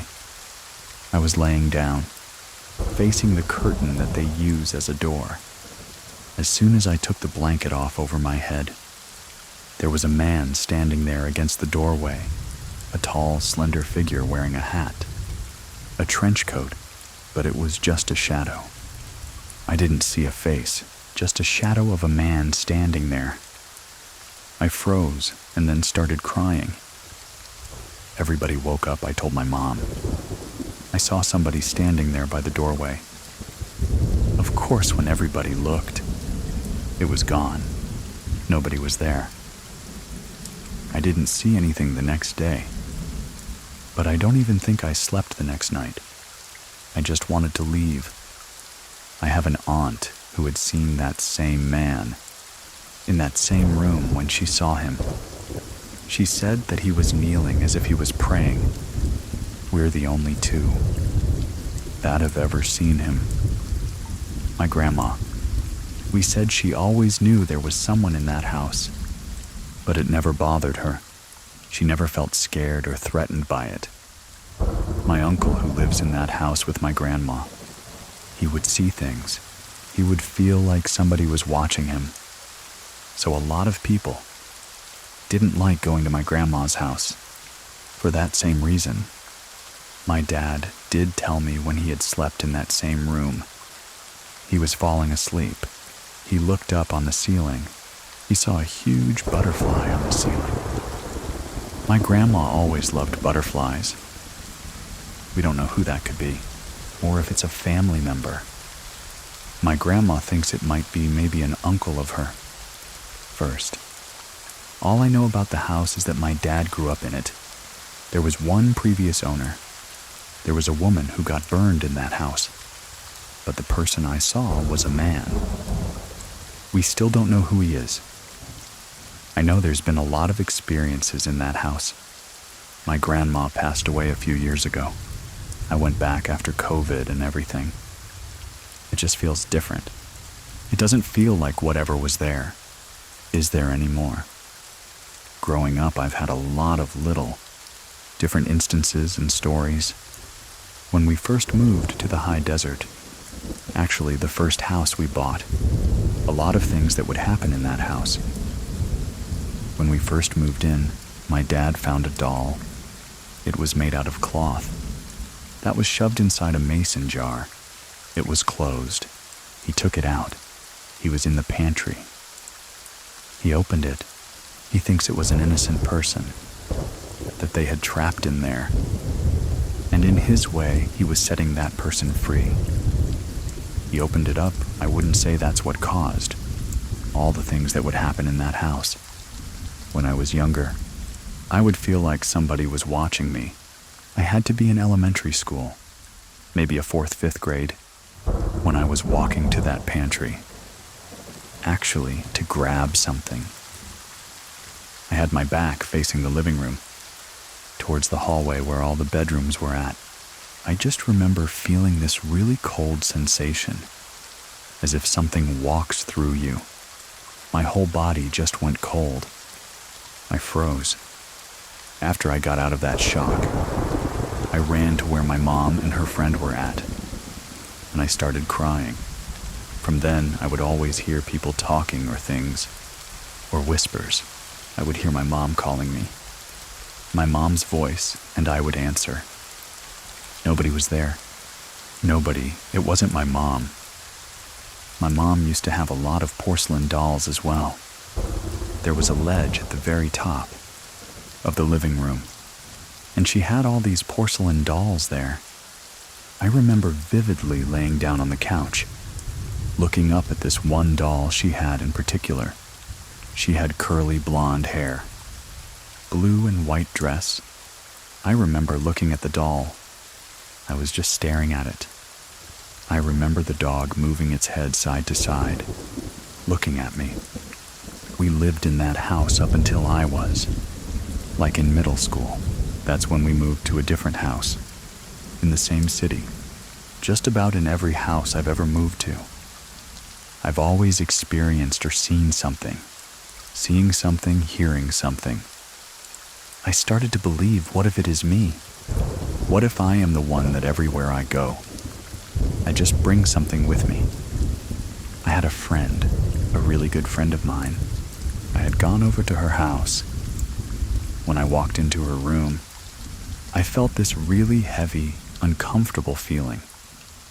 I've gone to her house plenty of times, and I've never felt like that. But I walked in and I just wanted to get out of there. I just don't know why, and we left. Came back when I had gone back into her room. She was telling me that, some of the things that she had in her room. I noticed like new things. She had these monkeys that hear no evil, see no evil, speak no evil, that belonged to her friend who passed away. When she told me that, I felt this overwhelming sensation, and I think that's what it was, because she had some personal belongings of her friends that I just felt overwhelming energy of sadness. I just started crying, telling her all these things I felt, as if her friend had somehow channeled herself. Through me, I don't know. Like maybe a medium type of situation. It was very emotionally draining too. It does take a lot out of you. I didn't realize because I've never had that happen. The last big experience I really had, I would say, was back in 2019. I don't know if I was just going through a rough place in my life. My mom has always said, whenever you just feel very vulnerable, emotionally or mentally, that's when things try to attach themselves to you. There was my desk I had bought at Goodwill. Everybody knows me to be notorious in buying things, from antique stores, thrift stores, yard sales, and everybody always says, well, you always buy all these things, and you never know what could be attached to it. This desk that I bought, I still have it to this day. It's not in my room, but I still have it to this day. My bed is facing the wall. The desk is on the right-hand side of my wall. Everything's facing my door. I was having a lot of nightmares at that point. I've never been one to have sleep paralysis, but during that point of my life, I was having a lot of sleep paralysis. Every night, I was having really vivid, horrible nightmares. It was just odd. There was not a night that I could not go to sleep without having a nightmare or sleep paralysis. Could never actually rest. I would not turn off my light. I would leave sleep with my light on. Every time I fell asleep, it was almost this kind of sensation of, well, I know it's not going to be good sleep, because this is going to happen. Because it was just something that was just happening. Every night, I'll have a cousin, my cousin. She lives in Mexico. She had came with her sister. They were just staying a couple days with us. I never told her about what I was going through. I never told her anything about my room. The next day, my cousin. She had heard somebody trying to open the door. She woke up scared because she heard the door knobbing, but nobody was coming in. Her sister, she has a, you can say, sixth sense. She can pick up on things, or she knows things. She told me there's something in your room. I could feel it when I spent the night here. She had asked me, she's like, have you been having a lot of nightmares? Or have you just been feeling scared in your room? She confirmed my suspicion that there was something attached to a piece of furniture. When she told me that, I just was thinking, it has to be something that I've bought in, that I didn't have before. After she had told me that, she confirmed my suspicion. Okay, I'm not going crazy. These things are happening for a reason. There was one night I was laying in my bed and I thought I was awake. I remember looking over to the right, to my right-hand side of my bed where my desk is at, and I see a woman standing there by my desk. This lady, I didn't know who it was or who she was. She was looking at me with her black, shoulder-length hair, wet white lace wedding dress. She was wearing a mask, though, a tiger mask. When she noticed that, I realized that I was actually not awake. Then that's when she tilted her head. That's what really made me realize she sees me. She knows I'm aware and that I'm seeing her. After that, I just woke up. She is someone that was attached to that desk. I don't know who she is, but the weirdest thing is that after I actually saw her that night, I stopped experiencing any sort of nightmares or sleep paralysis. I still have that desk to this day. After that night that I had seen her, I didn't experience anything else again. At least, nothing major like that. I just never seen her again. I'm just curious still. I think about it to this day. Why is it that when I saw her, she's wearing like a wedding dress, or that she was wearing a mask, a tiger's mask, which is weird. I just to this day wonder why. Maybe she didn't want to be seen. I think it's just more of a curiosity that I have. To this day, I've had little things happen here and there. In the house I'm currently living in, where I hear people talking or things moving. Just hear noises in the house. It's not a consistent every time. But I will hear things here and there. I think it was last year I had seen him at my house. Actually, where I'm living at right now, in my sister's room. My sister had also says that she's seen him. I know I've looked it up. They say it's the Hat Man. So they say, I don't know if it's something a lot of people have seen. Some people have different names. They say they've seen this man. Tall, slender man. I had seen him about a year ago, when I had spent the night in my sister's room. We were sharing the same bed. And I had seen him by the doorway again, which is funny, because that's where I saw him the first time, when I was younger. That's really the only other time I've ever seen him. Besides when I was little. That same night was the same thing. I was laying there and I couldn't go to sleep. I just had this fence to look over by the doorway. I had seen him there again, just standing there. But this time he was actually in front of the door. He wasn't against the wall. He was actually in front of the door. But the weird thing is, I didn't feel scared. I just acknowledged that he was there. I had told my sister about it, and she's like, yeah, I've seen him a lot. He comes and goes. Would just show up here, and then I won't see him. So, I don't know if this particular person that we've seen is something that it's just maybe part of our family, or maybe I've seen him before. I just don't recollect, because when you're younger, growing up, there's a lot of things you don't remember. But I just think sometimes you just have that sixth sense where you can see, feel, and hear things that other people can't. I don't really think there's anything that surprises me.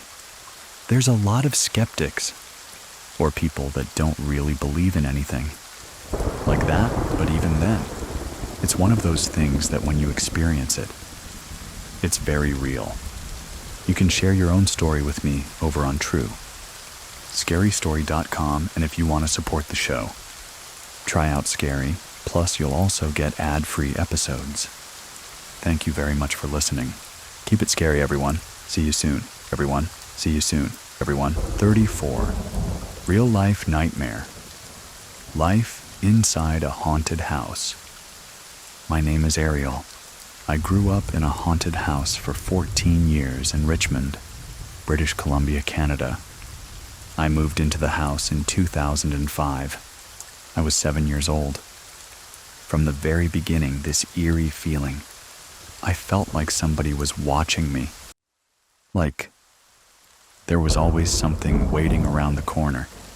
Every time I walked into another room, I was scared somebody was going to be there. Something was going to be there. My parents, they always chalked it up to, oh, we're just living in a bigger house now. You're just getting used to it. I don't know, I always felt something was weird. I would start seeing shadows or figures. Oftentimes when I was in my room, I could see a shadow of feet underneath my bedroom door. It would just all of a sudden walk away. It wouldn't vanish, I would see it walk away. I would go and open my door, thinking that my parents were there or something.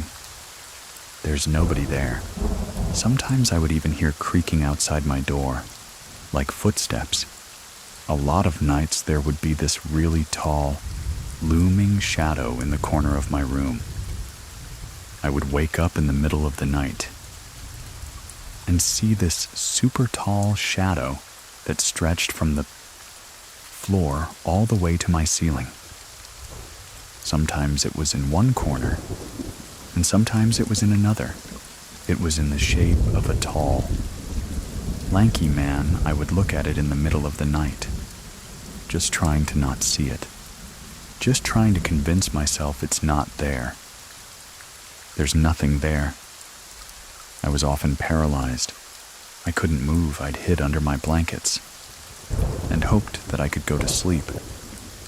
Some nights it was there. It really haunted me. I would also hear footsteps. Most nights, I would hear them walking away from my door in my room. Too, sometimes they would wake me up. I'd be in my bed asleep, and I would hear a shuffling noise, with creaking along my floor, as if somebody was standing right next to me. I didn't want to turn around, look and see what or who was there, because of the footsteps. I couldn't be in my room alone in the silence at night. In order to sleep, I would have to turn the radio on, or some sort of music on. I needed to just drown out any noises that were happening during the night, along with the footsteps and the shadows. The mirrors in my house, I would see figures in mirrors. They would dip behind walls. One time, I was standing in my front entryway. We had a mirror there. Behind me would be our dining room. You could see part of it, and then the rest was behind a wall. I was putting my shoes on, and then I stood up. I was facing the mirror, and the mirror was showing the dining room behind me. I saw a girl. She was young, probably around 12 or 13, but she had raggedy, messy, matted hair and this ripped white dress. It was all dirty. I saw her walk into my dining room. It was so vivid, I thought to myself, oh my God, who's in my house right now? I remember just rushing into my dining room to be like, hello. There was nobody there. I went to go speak to my parents and I said, hey, who's this girl in the house? Did you invite somebody in it? Does she need help? Or what's going on? They just had no idea what I was talking about. I told them I was in the entryway. I saw her in the mirror. She walked into the dining room. My dad is the biggest horror fan in the whole entire world. He just thought, oh my God, that's really cool. You actually saw her. That's so cool. He was just fascinated. Meanwhile, I'm just terrified. For the entire time that I lived at that house, my best friend at the time refused to sleep over unless I covered all of the mirrors in my room with towels or blankets. Every time she came over, she kept seeing figures and shadows in them that weren't there, that creeped me out even more. It validated me. But I thought, okay, at least maybe I'm not crazy. I am actually seeing these things. But at the same time, I was like, well, my friend gets to go home and I have to live here. I remember all of my friends telling me, when they would come over, they felt uneasy, unwelcome in my house. As soon as they stepped into my house, they felt like they shouldn't be there, like they weren't allowed to be there. They just shouldn't, which was also disheartening to hear. I used to suffer from insomnia as a child. I had nightmares in that house, a recurring one that I would have. It was from the point of view of an intruder in my house, almost as if they were giving one of those realtor tours on camera, but 1,000 times more ominous. They would just slowly glide through my house. I'd do a circle in my living room, and then go down the hallway. Very slow, it always took place at night. There was never any noise or sound associated with it. It was just vision. It would always end up outside my bedroom door. It would open my bedroom door, but I would never go in. The worst part of those nightmares in particular was I knew that I was dreaming. I was awake in the dream, but I knew that I was dreaming, and I physically could not wake up. I would always try to will myself wake up, and I physically could not. I felt stuck. I remember thinking, I'm never going to wake up again. The nightmares, they were so common. I had to hang 3 or 4 dream catchers in my room. I don't really know if they worked, but it made me feel a little bit better at least. I knew I'm going to have a nightmare tonight. I don't know what it's going to be. It's either going to be about a natural disaster where my whole family dies, or it's going to be somebody intruding in my house. And it was just always so creepy and terrifying. I would watch doors open and close by themselves, or I would hear them in the house. Worst of all was my bedroom closet door. My closet door was on an old rusty hinge, and the track was also old. It could wake me up. Many nights I would be having a nightmare. When I would wake up from the nightmare, I would sit up and see that my closet door was open. Sometimes it would be wide open. Sometimes it would just be a crack. One night, I woke up from one of those horrible point of view intruder nightmares, where the person had opened my bedroom door.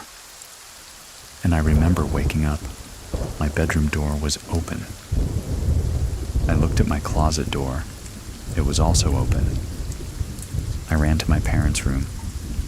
I woke them up and I said, "Why did you come in my room? Did you open my door, my closet door? What is going on? This isn't funny." I was just terrified, crying, hyperventilating, and eventually they calmed me down, and my mom ended up coming to sleep in my bed with me so that I could actually sleep. It's one of those experiences. I remember it to this day. I remember the exact feeling I had. A pit in your stomach again.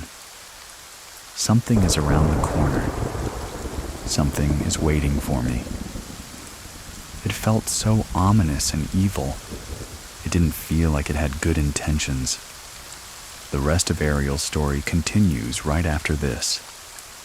Stay with us. None of my other family members experienced it. To the level that I did, there were a couple times where we all saw doors violently swing open. But nobody was as terrified as I was. Nobody else was having these dreams. Nobody else's doors were swinging open. I felt targeted. I remember the worst. Absolute worst incident, though, that still haunts me. I was 10 or 11. I was often homesick from school because I was barely sleeping. My parents had just left for work 5 minutes earlier, and my brother was already gone on his way to school whenever everybody left the house. I immediately would go downstairs just to be in the family rooms, so I could be close to an exit door if I got too scared. I came downstairs into this hallway between the kitchen and the living room. I remember seeing my cats in the hallway. I bent down to say goodbye. Morning, give them some pets. As I bent down, I heard a closet door open from upstairs. It wasn't mine because it wasn't creaky. I looked back at my cats. Both of their ears were completely folded back. They were very upset they had both snapped their heads to look straight upstairs, where the noise came from. Then I heard heavy footsteps thumping on the carpet, coming down the hallway towards the top of the staircase. Along with these thumping footsteps, that sounded as if someone was wearing heavy work boots. Was this horrible, sinking, all-encompassing feeling that locked me in place. I could not move. I felt paralyzed, like in my intruder dreams where I couldn't wake up. Then I hear the footsteps start thumping, one by one down the stairs. I am directly to the left of the staircase. They were halfway down the stairs. I snapped out of it, and my only thought was, I need to run. I sprinted to my neighbor's house. I was in my pajamas. I told my neighbors someone just broke in my house. They're in my house right now. She offered to call the cops, and for some reason I was like, no. I want to call my parents, but I called my dad. He pulled like a U-turn on the highway, sped all the way back. He was only 5 minutes away. Anyways, thankfully, him and my mom get home, and they rush into the house, and they start calling out for anyone in the house to come out, that they're going to call the cops, that they're on the way. I refused to go into the house. It was a good hour before my parents had convinced me to come back in, because there was nobody in the house. They checked every single closet everywhere. Nobody's there.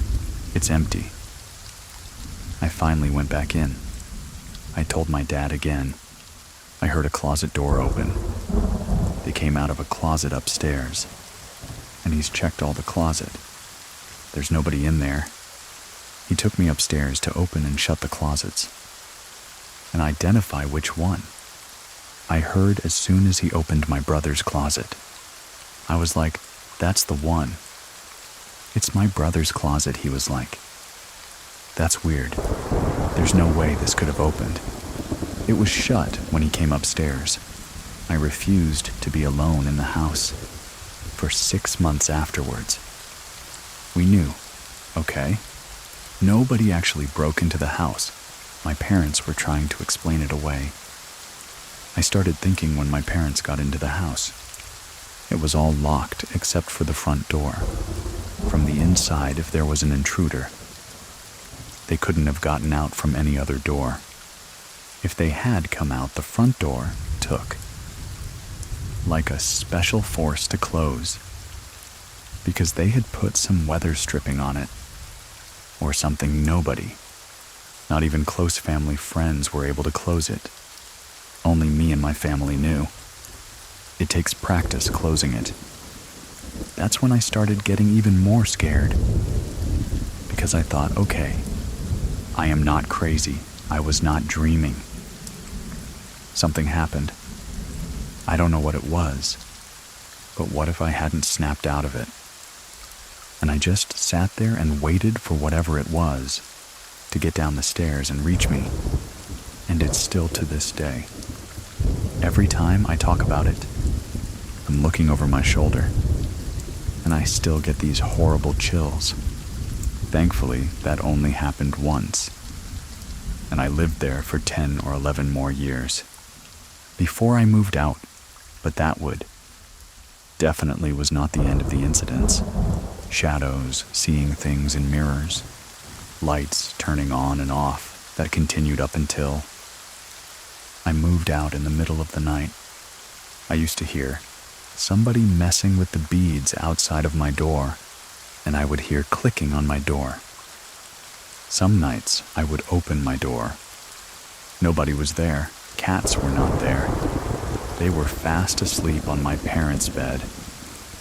I would be in my room upstairs, I would hear my mom call my name, run downstairs and be like, "Yeah, what do you want?" she always said. "I didn't call for you. What are you doing down here?" My dad did experience a lot of things in that house. He didn't admit it to me until a couple of years before I moved out. He saw figures and shadows flitting. From one room to another, he heard my name being called, sometimes by my brother, sometimes by my mom. He also had lights turn on and off in a lot of rooms that he was in. He actually had a piece of paper thrown at him. It was whipped from the coffee table into his face. The only thing my mom actually ever experienced was she would have things go missing. They would miraculously show up somewhere else. One time her wallet went missing. It was in her purse, obviously. My dad was looking for it all day. So was my mom. I was looking for it too. I went downstairs. Her purse was in the center of the living room. Her wallet was sitting right next to. It went to hold my mom, and I was like, "Your wallet's right here. What are you talking about?" She was white in the face. She was like, "Okay, I'm going insane." I thought that they were playing a trick on me. One time, her credit card went missing. She found it just balanced on top of her wallet. Later on in the day, none of us took it, but she would just find stuff balanced on top of her stuff, or in just a very convenient location. They tried to look up the house history, and nothing was found. There were no documented deaths in the house in Canada. It's not legally required for realtors to disclose, or even document if deaths occurred in a house. The only places that keep those records are the police department, and again, that information you can't really get unless you're related to whoever passed away. We never found anything. But I do remember when my parents were getting the keys for the place. The previous owners were there. We were just having a chat with them and saying, "Thank you, we're gonna love this house and everything." My dad, he was offering his condolences because the guy who lived there, his wife had passed away fairly recently. A year prior, my dad asked him "Oh, I'm so sorry about that. It's really tough. I hope that she was comfortable where she was." The previous owner of the house was quite cagey about where she was when she passed away. He just said, "Yep, she was comfortable." He had mentioned she hated hospitals. So we were like, was she in the house? It's possible that she passed away in the house. I know a lot of people pass away at home. It's just what happens. But I just know the house was built in 1970. It wasn't ridiculously old or anything.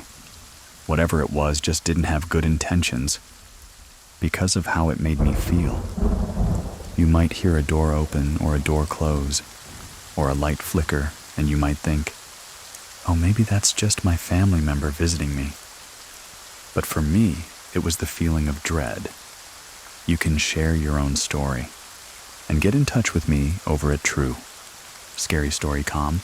And up next, check out our other shows from Scary FM. A link to them in the description of the episode. Ad-free versions are available in our Scary Plus membership, which is free for 2 weeks and then 4. $99 a month after that. You can cancel anytime. Thank you very much for listening. Keep it scary, everyone. See you soon. See you soon. See you. Please listen to the story Ghosts of the Beach House a Family's Encounter. Growing up, I had a lot of paranormal experiences. They were super subtle sensitivity to energies, noticing things in the home, hearing things when I was growing up in Fredericksburg, Virginia, if you're unfamiliar with the place. There was a lot of battles that happened. In Fredericksburg, Virginia, there's a lot of paranormal activity. They do a lot of Civil War, Revolutionary War reenactment. My grandfather was a home inspector. He would take me on a lot of his home inspections. and he would tell me scary stories about the property. We would hear footsteps, and one time he was in a foyer of an old colonial home. A pot flew across. A lot of the times his equipment was moved. One time I was with him, we came back inside the house. I looked down on the floor. The door was open. There was 2 muddy handprints, and 1 muddy footprint for about 6 or 7 steps, as if somebody was crawling, because they didn't have a leg anymore. All of this was fun and games for me, until I had the experience I'm about to tell you about. It happened a couple of years ago, in a different location, Topsail Island, North Carolina. Topsail Island, it was a massive hub for pirates. People think that they can still see Blackbeard's ship on the horizon. People also think that it might be the last resting place of Blackbeard's treasures. Topsail Island has a significant amount of energy. I had none of this information. When my family booked a vacation in Topsail, they were renting the beach house. When my family booked this vacation, I did travel all the way from Pennsylvania. Down to Topsail, I was already pretty tired. The drive was a couple of hours. For 6, I think my boyfriend at the time. He picked me up, drove me all the way down. I slept a little bit in the car, but I was still really groggy.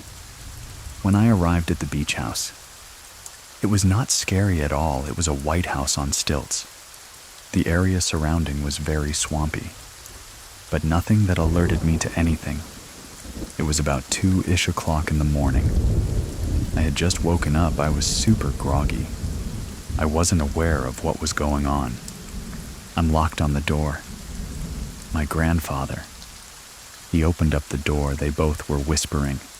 They were tired. No one else was in the house. We said our greetings.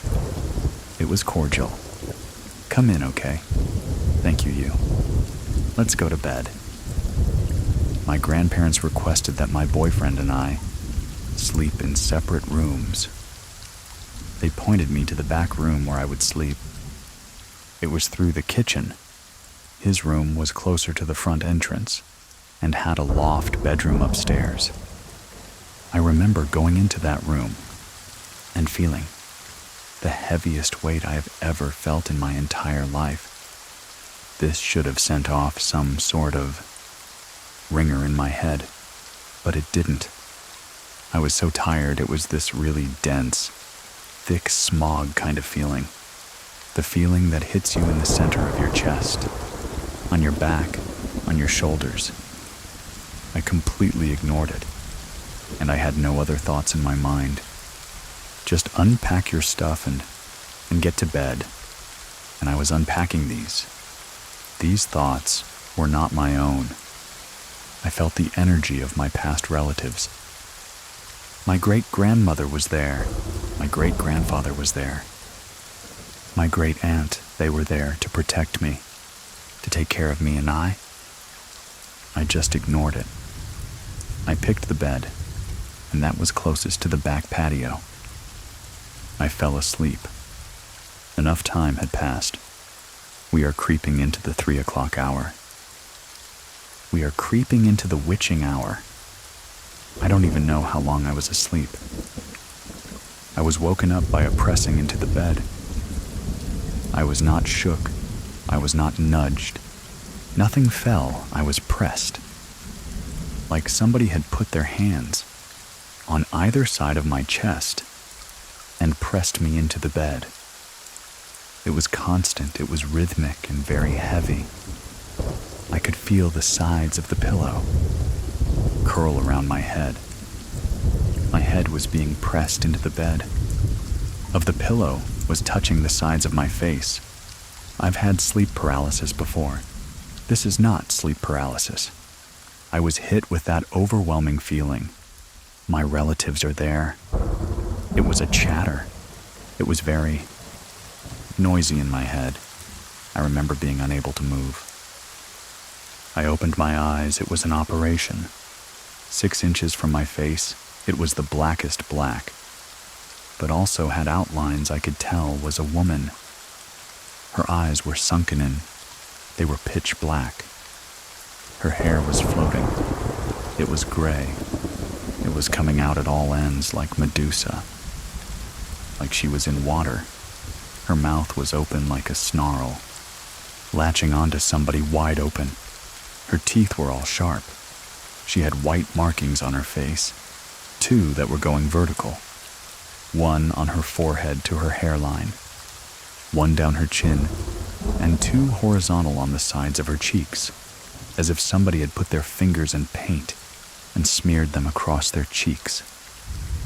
This encounter seemed to go on forever. It felt like time had stopped. I was absolutely paralyzed.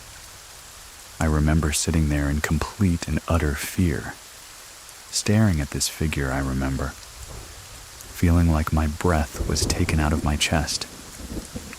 She was pulling it from me. I remember trying to scream and not being able to. I knew that. My own essence was starting to get compromised. All of a sudden, at once, I remembered that what you do in these moments is you remind the entity that you are the one that's alive. I shut my eyes and I started screaming. I'm alive, you are not. I'm here, you're not wanted here. All the while, I felt like my family was there. They were fighting this with me. It was completely chaotic and not of my own imagination. Suddenly, she was gone. The chatter stopped. The pressing stopped. I could breathe again. I could talk again. I ran into my boyfriend's room at the time. I remember saying to him, I either had a very vivid dream or I just saw a ghost. He had also had his own apparition that he experienced at a different time and a different location, and he went, oh, okay. Well, let's go to bed. I remember going to bed that night and not believing it. The next morning, I woke up and I told my family. I was very vague about it. They joked about it and went, oh, maybe it's haunted. And I was like, okay, maybe, and we moved on with our day. They didn't take me seriously at all. Even though my grandfather had had experiences in his past, as well as my grandmother. She even captured an apparition in Fredericksburg with her camera sitting in a pew. My family is relatively sensitive, but we have never dabbled with anything that was dark, deliberately messing with us in any way. We went out, learned all about the pirates and tops and everything. That night, we as a family were playing Monopoly. The kitchen table was right next to my bedroom door. It was just fine. We had lots of laughs. And my grandmother said, okay, I'm gonna go to bed. And my boyfriend was like, okay, I'm just gonna go to bed. It's just my grandfather and I in the kitchen, cleaning up the board. He goes to my door. He stops and he stares. He looks back at me and says, you're right. The pressure changes at night. And I went, okay. Well, I'm not going to spend the night there. I'm not going to sleep in that room. Never again. He went, I don't blame you. I don't blame you. I don't blame you. And I spent the night within my boyfriend's room. Who had a twin bed? It wasn't an ideal situation. The next morning I wake up, and I hear my grandmother from the top of the stairs say in almost a joking way, Baka saw the ghost. And Baka is the name that I call my grandfather. I went, what? She was joking. But my grandfather, he was really shaken. He comes downstairs. He says at about 3 a.m, he was woken up by being pressed into the bed. This is a detail that I did not tell him. When he woke up, he kept his eyes closed and he turned over to my grandmother, who was to his right. He said annoyingly, Pat, why? Why are you waking me up? She's still kind of asleep. Doug, I'm not doing that. In that moment, he hears his wife's voice next to him. He opens his eyes. He sees a tall, black, shadowy figure in a top hat, sitting in the chair at the foot of the bed. He said to her then, "Who is sitting in that chair?" When she woke up, he turned to her. It was gone. I decided to sleep in the same room as my grandmother. I remember having the light on the whole time and having this unmistakable pressure surrounding me, constantly like chatter in my head, static around me. The energy was off, and my eyes were fixated on the foot of the bed. The moment that 3 a.m. passed, I turned over, looked at the clock, and I think it was 3:05, 3:10. Suddenly I was able to fall asleep.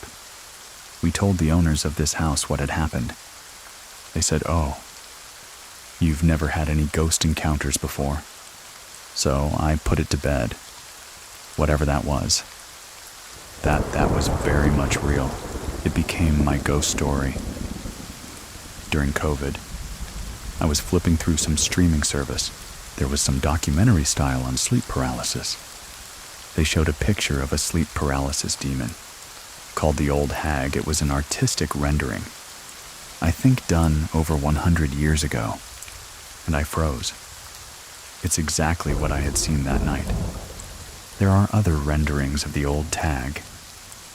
That didn't quite fit the bill, but this one did. The sunken black eyes, the open mouth, the vampiric teeth, the floating gray hair, and the pressing on the chest, and it sent shivers up and down my spine. I found out that there are predominantly 2 sleep paralysis demons that have been known throughout centuries, throughout millennia, and across the world. Everybody's stories are exactly the same. It is pressing into the bed, stolen breath, something staring at you. The old hag sits on your chest, and the other one is called the Shadow Man. Shadow Man stands at the foot of your bed. He's oftentimes seen wearing a top hat. Putting this together, I realized I had seen the old hag, and the following night, my grandfather had seen the Shadow Man. We had no previous experience or knowledge of this. We were just 2 people that have had paranormal experiences before. Maybe these demons latched onto us that night because we were open. I have made certain that I am not as vulnerable as I was. That night, I found out that some people have had recurring visits from these demons, and it often happens because they are so vulnerable. I don't know if it was just age, but I have been way more receptive to the paranormal. I can see things, apparitions, and Elisa's story continues right after this. Stay with us. My ex-partner I was living with a couple of years ago, he was a big skeptic when I told him this. He would shrug it off. One night, I was really trying to understand, what is this? Is this something that I have now? What is this? I was woken up by him screaming in bed, shrieking. I turn over, I see him. He pushed himself up on the bed, trying to get away from something. He was staring at the door. He told me I saw a tall, black, shadowy figure standing in the doorway with a hat on. I don't know if he experienced the Shadow Man at that one point, but ever since then, he's only had brief experiences with hearing his grandfather, his grandmother. One time he saw his grandfather in a car door, but he's really had nothing significant since then. There was an apparition attached to an old, vintage vanity of mine that I've had for years.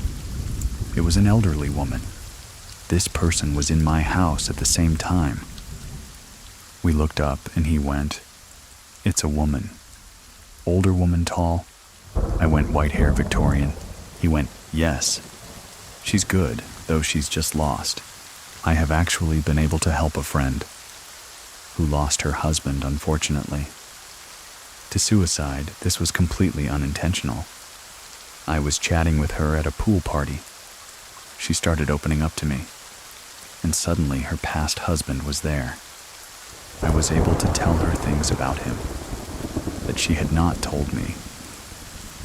I knew where he was touching her and how he was touching her. She started breaking down and crying. I don't know if that experience with that demon changed something in me that made me more open. But you bet I sage my house every day. I don't ever sleep on my back anymore.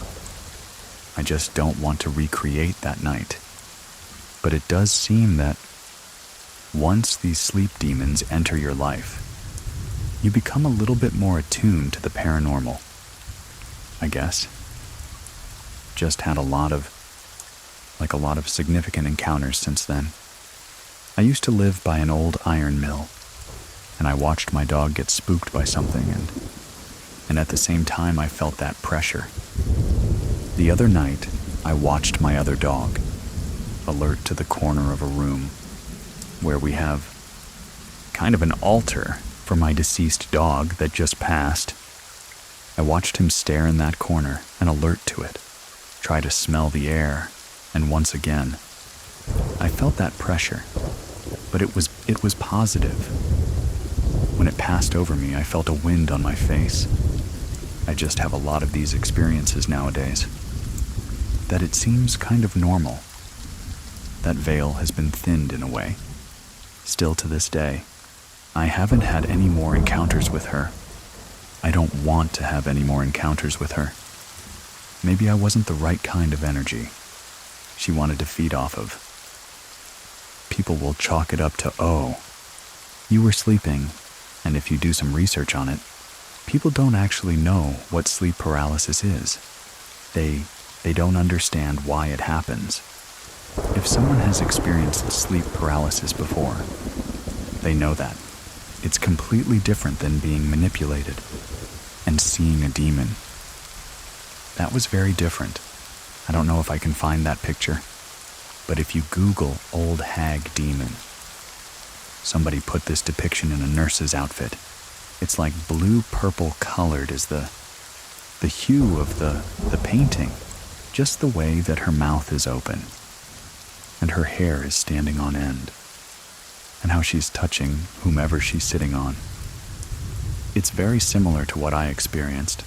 I don't know the origin. We have all of our theories on what demons could be. My personal theory is that demons are spirits that are stuck, that have been stuck for so many years. They become poltergeist and become demons. That's just my personal theory. Whoever the old hag and the shadow man are, they are ancient. They are millennia old. If you do some digging, you can find that there are encounters that people have had that are centuries old all across the globe. For me, that just validates it even further. Have you ever experienced sleep paralysis? Let me know in the comments or through Instagram. I'll leave my contact information in the description of this episode. I'm on there as Edwin Cove. That's EDWINCOV. And if you have a story that you want to share, head on over to True Scary Story. Communications subscribers, I'll talk to you in the next episode. And thank you, everyone that has tried Scary Plus over on Scary Plus. I really appreciate your support. Thank you very much for listening. Keep it scary, everyone. See you soon. See you soon. See you soon. Please listen to the story Rental House of Horrors. We were going to an event in Oregon to see my family. My mom had booked this Airbnb. We ended up getting there at nighttime. My mom and her best friend. When they got to the house, there was smoke coming out of the ground. Like if you were to have a fire pit, you would see the smoke. But there was no fire pit. It was smoke coming out of the ground. They don't know how it got there. They would pour water on it, and it wouldn't go away. My mom called the fire department. They checked on it, but by the time they came, it was out. It wasn't there anymore. It was a weird house. It was remodeled. It looks like they stuck two houses together. There was two kitchens, a bedroom on the opposite side of where we stayed. But what was really creepy was all the wallpaper in the house. Every door had a different priest name. Every single door. It felt like you were being watched. Like something was just right behind you, trying to shake it off. There was a lot of people in the house as well. So we go into our room on the left side of the room. I noticed there was a cabinet. It was covered by the roof. When they remodeled the house, it looks like they just cut that cabinet off.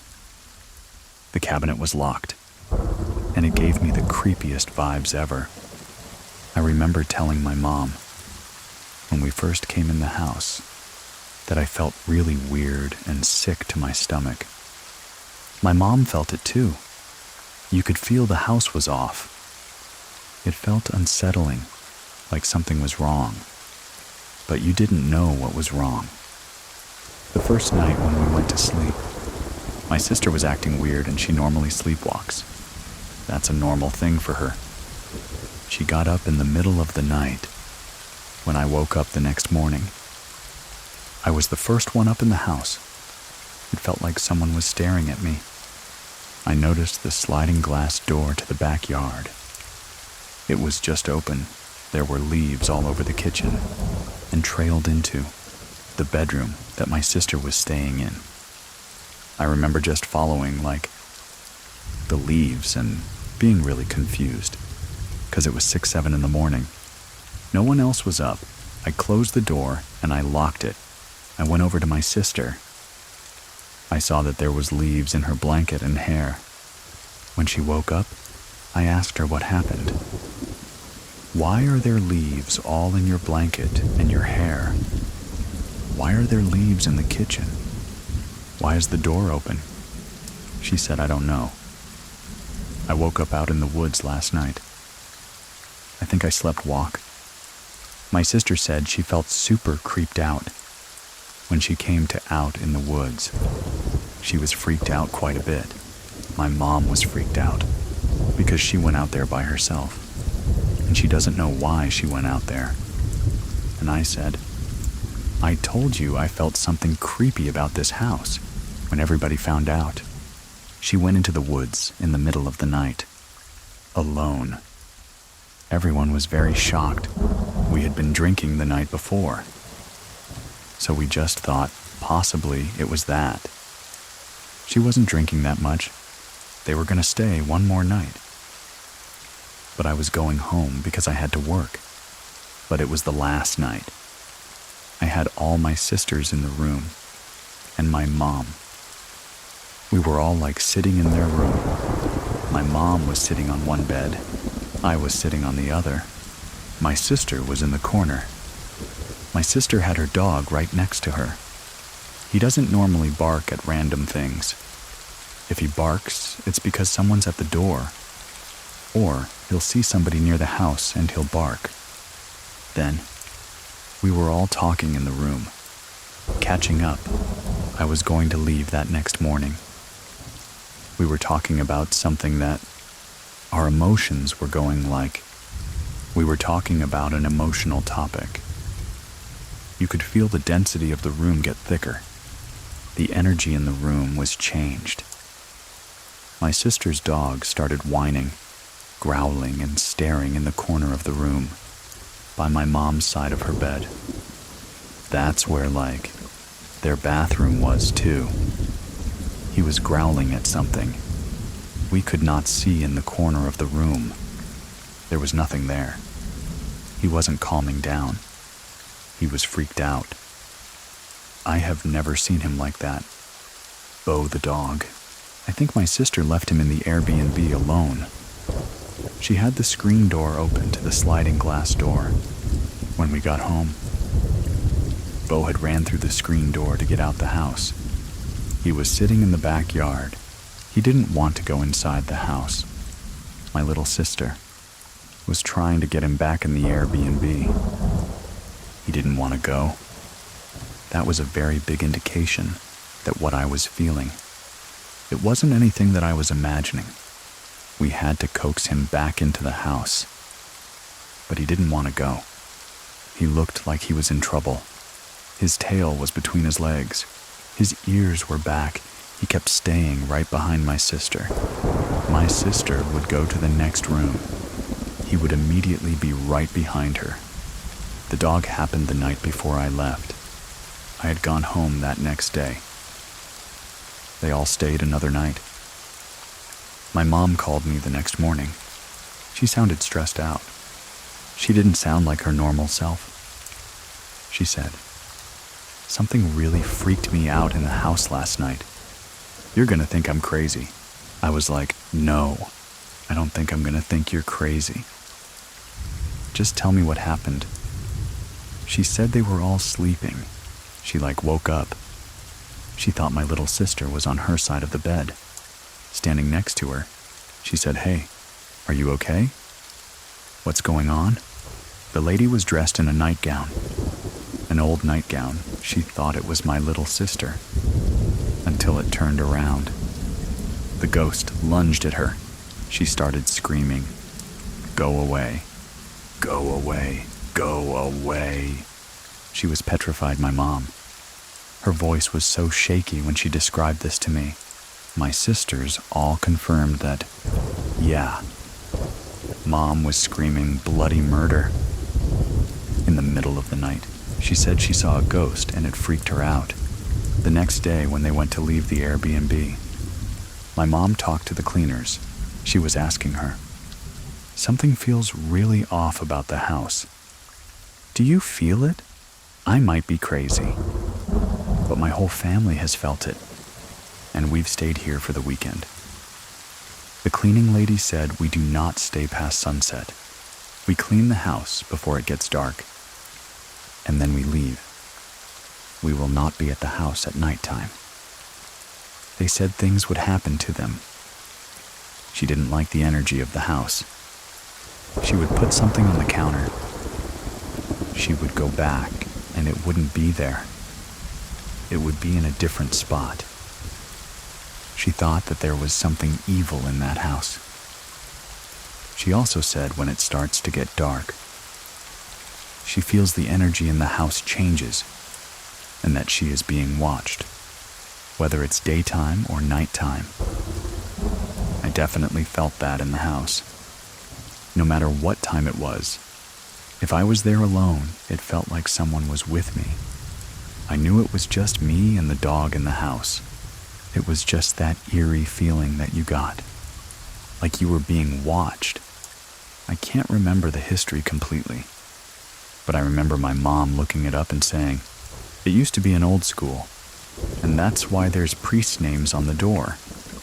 I was so creeped out by the thought of that. I was very happy to leave that house.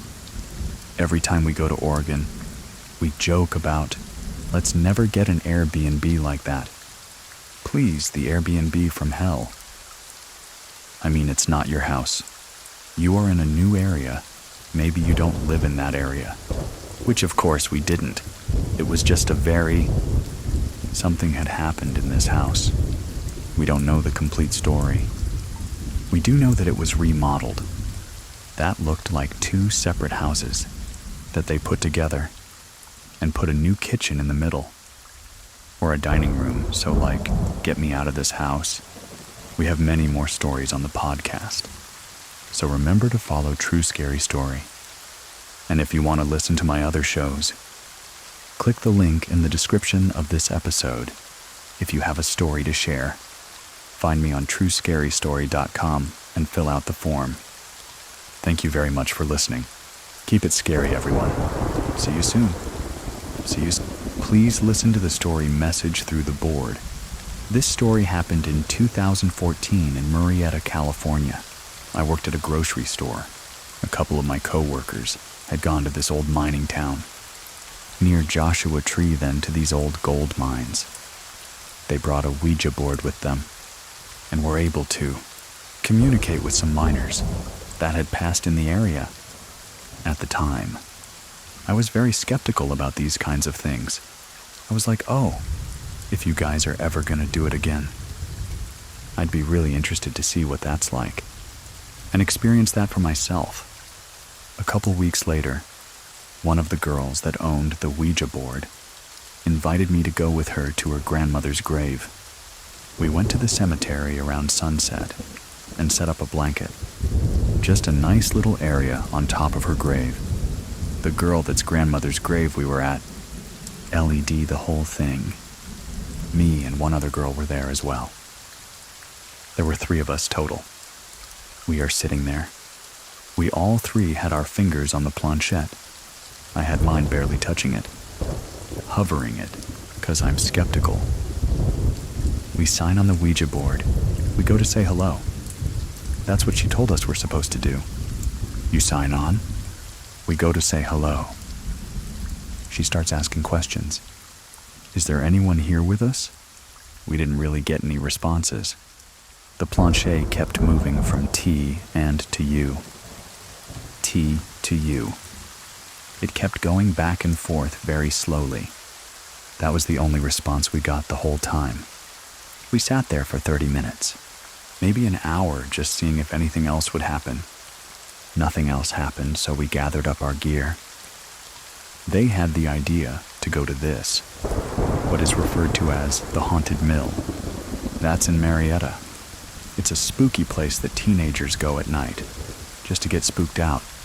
I had been a couple times to drive by, but they were like, let's go do the Ouija board over there. They thought we'd get some sort of response. We go over to the mill. It's pitch black out.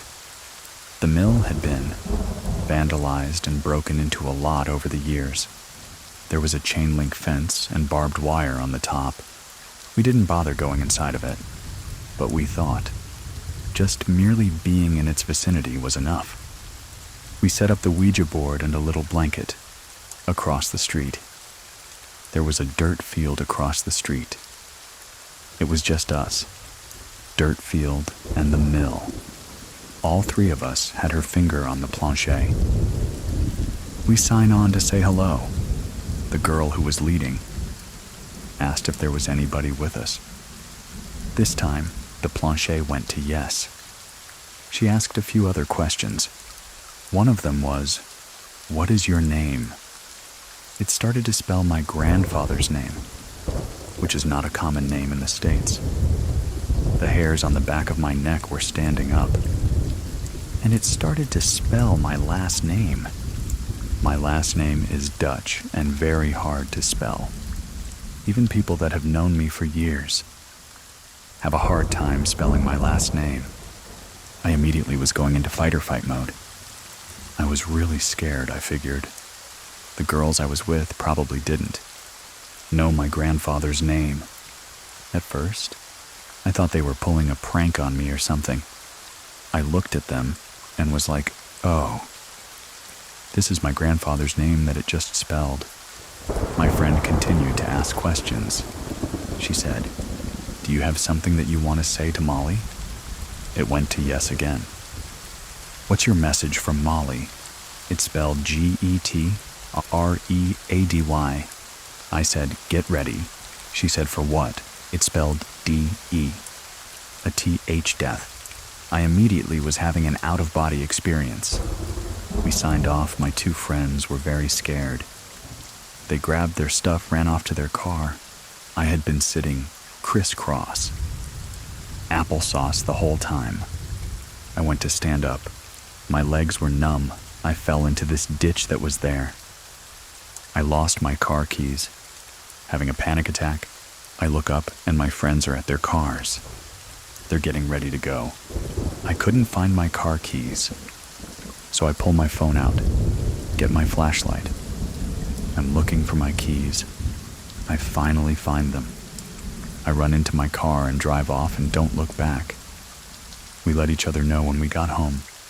Over the next couple of weeks, we were checking in with each other a lot to see how everyone was feeling. We were all really freaked out by it. In the months after that, even years. I have asked them repeatedly if they've ever had another experience like that, or if they were possibly playing a prank on me, and they've never owned up to it if they were. But that's something that has scared me. It's been almost 10 years. It's still something that I think about. From what I experienced, I don't think either of them messed with a Ouija board. Again, after that, the logical side of me wants to say that they were messing with me, but I think it would have been really hard for them to find my Dutch grandfather's name somewhere, and to know that that's something that would scare me. I went in with the title of a skeptic, and I feel like maybe I was targeted because of that. I would say, know what you're getting yourself into. Listen to stories like these before you do something like that. I haven't been to that specific area because I don't live there any longer, but I in general like abandoned places, spooky places. I actually told my dad the story within the last couple years. The grandfather mentioned in the story is my dad's dad. I never told him. I didn't want him to have a weird memory of his dad after hearing it, but I wanted to share it with him. He adamantly is like, my dad would never try to scare you like that, and would never tell you to get ready for death in a negative, scary way. If he had said that, he would have meant it, as in, live your life to the fullest. Always prepare, be prepared. That you don't always have the promise of tomorrow. That's giving me a piece about the story too. I don't think it was my grandfather. I never did research into this because I'm too scared. But one of my friends that I experienced this with, she had done some research into demons and spirits. She said there is a demon that will imitate relatives, with repeating letters, like we had experienced at the cemetery. If that's the case, I'm really glad we signed off when we did, and didn't do it again. This experience just gave me a really well-rounded view of this kind of thing. I don't consider myself a skeptic or a full believer. I put it into the category of something unexplained, something I might never know the answer to. Don't leave. Just yet. We have 3 stories today. Have you listened to them yet? They're up and available now as separate episodes. You can share your own story with me over on scarystory.com for a chance to have it featured on an upcoming episode, and to listen ad-free. Try out Scary Plus over on scaryplus.com. Completely free for 14 days. You can also find the button somewhere on your app. Right now. Thank you very much for listening. Keep it scary, everyone. See you soon. Please listen to the story, The Convent. I was born and raised in Croatia. I spent 25 years there before I decided to pursue my dreams in Ireland. When I was little, 5 or 6 years old, I was watching the show on the telly and I was like, oh my God, this is so beautiful. One day I'm going to be here. I'm gonna live in this beautiful country. 8 years and 2 months approximately. I'm living in Ireland. I manifested pretty well. I moved into an old convent and an orphanage, dating back from 1807. The complex consisted of the 3 big buildings, with the church attached to a kitchen, and the living room. The original rooms were slightly renovated, but became a hostel student accommodation. It's really hard to find a decent apartment or house to rent, so I was really grateful to have a place to stay. The convent had around 30 rooms. Some of them were single bedrooms. Some were double bedrooms. We had 2 kitchens, 1 living room, a billiard piano room, and a couple of bathrooms.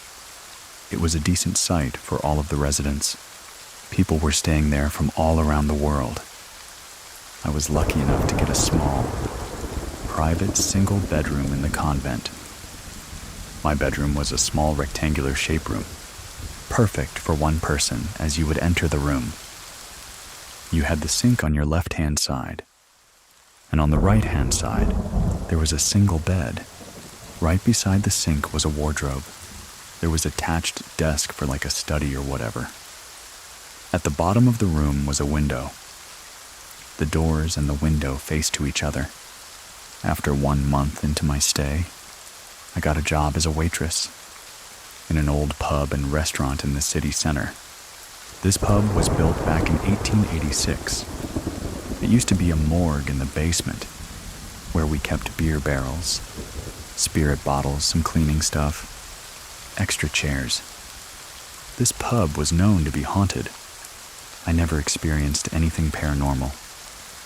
In the basement, you could feel very heavy air. It was very uneasy and unsettling to be there. I was avoiding going downstairs unless it was necessary. Other staff experienced empty glasses dropping from the shelves. Stuff moving around, light was flickering. I never seen anything. I was always wondering, was it something that followed me home? My first encounter in the convent was 6 months into my stay. I was walking down the hallway. The hallways was really dark and the light was dimmed. I was always afraid to walk through that hallway. I always tended to run as fast as I can to the kitchen. One evening, I was heading to the kitchen. I was on my phone messaging my friend if she is around, so we can have a dinner together. The moment I lift my head up from the screen, I've seen a dark shadow at the end of the hallway, leading to the kitchen. The figure was looking just like my friend. My friend was a petite girl. She was 5'1" and had dark, curly hair, and the shadow was looking exactly like her. I thought, here is my friend. She is just trying to scare me. She must have seen my message and trying to scare me in the kitchen. I sneaked to the kitchen, opened the door trying to scare her. She wasn't there. It was a pitch black kitchen. No one was around. I rang her phone and I was like, "Are you around number? I'm not home. I left 2 hours ago." I didn't know what to do. I ran straight to the hallway, into my bedroom, and locked the doors. A couple of months after, I was sleeping in my room facing the wall in the middle of the night. I heard noises talking behind my back, a murmuring sound in the language, which I couldn't understand. As I turned myself towards my sink, I saw a tall black figure standing beside my bed, looking directly at my direction, with the glowing blue eyes, murmuring sounds. I turned back. I said, "What do you want from me?" The figure just disappeared like a puff in the air, gone. I turned back to sleep. Maybe I was just dreaming. But in the morning I woke up. As I stand up and I've seen some sort of black, shadowy thingy on the floor. I can't think now what would be like. But like an eyeshadow, the black, glowing thing. I was so scared. I remembered the dream or whatever that was. I went to the closest church, which was just across the convent. I got myself a little bit of holy water, and I bleached the entire floor. If I just do that, say some prayers and chanting, this is going to disappear. After that encounter, it didn't happen for about a year later.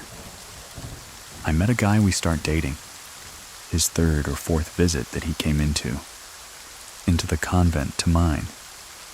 We just fell asleep around midnight. Not long after we fall asleep, something like a footstep sound woke me up. Something was pacing around the bed, up and down. Up and down, I sat on the bed. I was looking towards the window. It was a pitch black in the room. I didn't see anything. As I sat on the bed, the footsteps immediately stopped. I was like, okay, maybe it could be a rat or something. I laid back and tried to sleep. Minutes gone by, I heard the steps again. I sat on my bed again. The steps stopped. I shake my partner hand. I was like, Can you hear that noise I keep hearing? Someone is walking around the bed. He says, yes, I can hear the sounds, but I'm just pretending that I don't, 'cause I'm very scared at the moment. I was like, oh my God, can you just open the light to see what's going on? The moment the light shines the bedroom, my hanging clothes racked beside my window falls on the floor like something grabbed it, pull it down with the force. This rock was screwed in the wall with the screwdriver. It was hanging on the hook.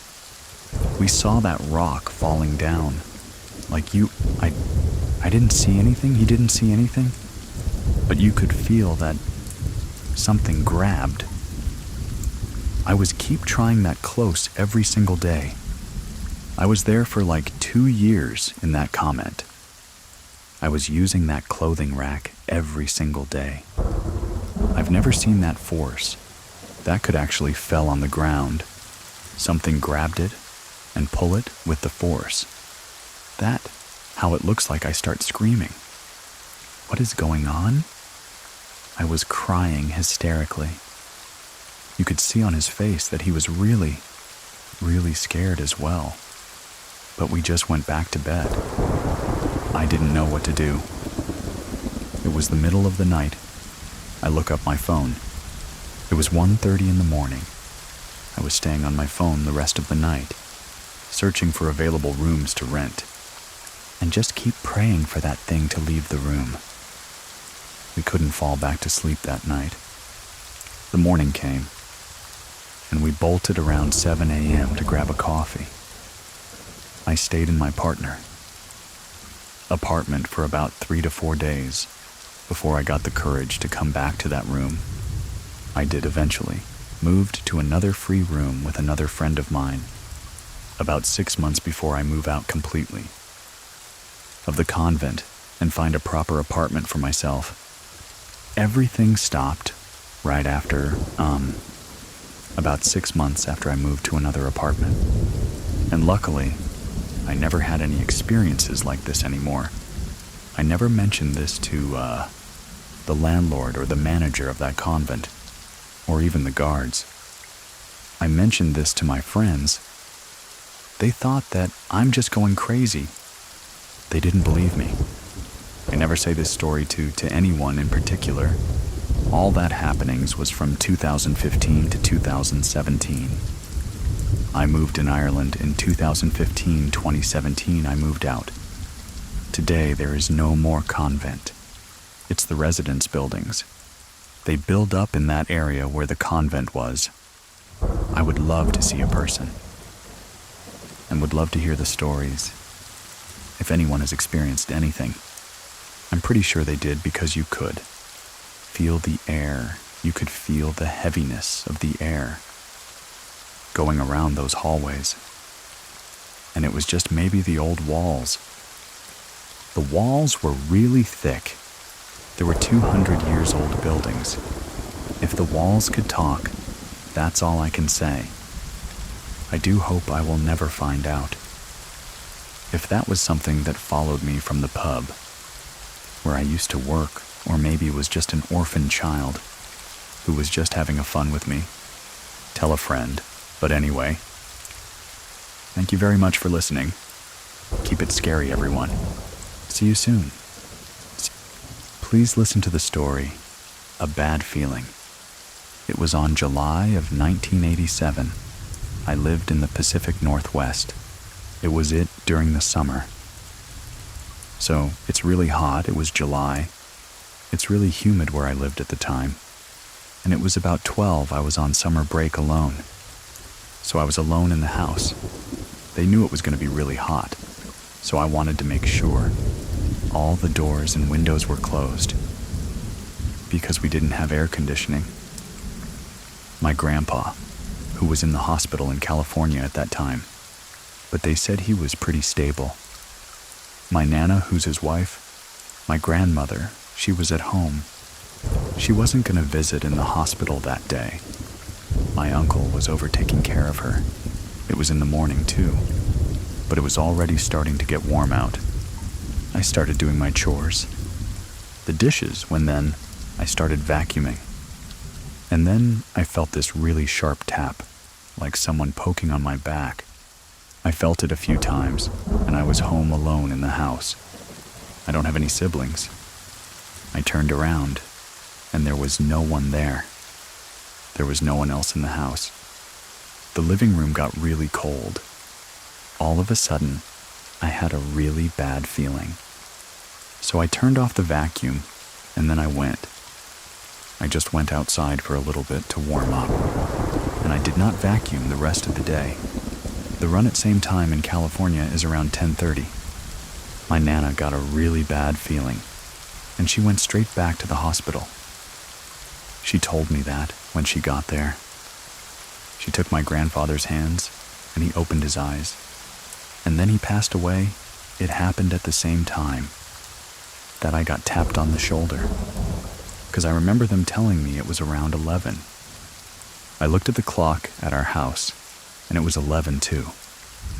My mom got home, and she said, "I have to tell you something." And she was pretty sad, but I already knew. I don't know how, but I just knew what she was going to tell me. I didn't vacuum for a long time after that.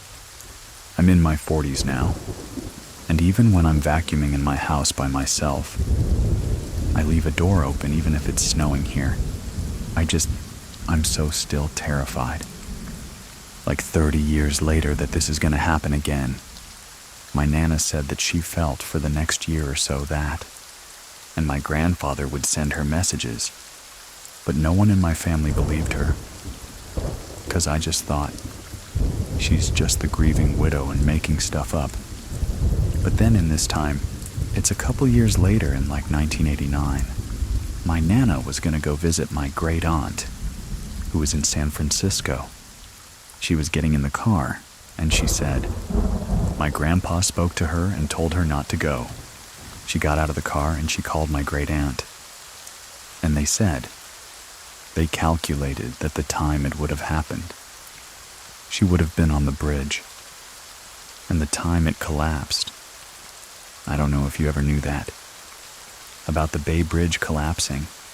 It was just toppled down onto another layer of the bridge, and hundreds of people died. It's really tragic. As with most of our calls go, I asked Tara if she had any more experiences, and she thought of one more. Here it is. My friend's friends got in 7th grade. It was summer.